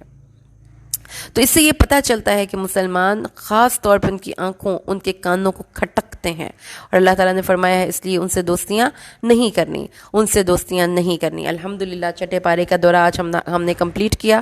اللہ سے دعا ہے اللہ قرآن کو سمجھ کر پڑھنا اور عمل کرنا ہمارے لیے آسان کر دے، آمین۔ بارک اللہ لی ولکم فی القرآن الحکیم ونفعنی وإیاکم بالآیات والذکر الحکیم۔ السلام علیکم۔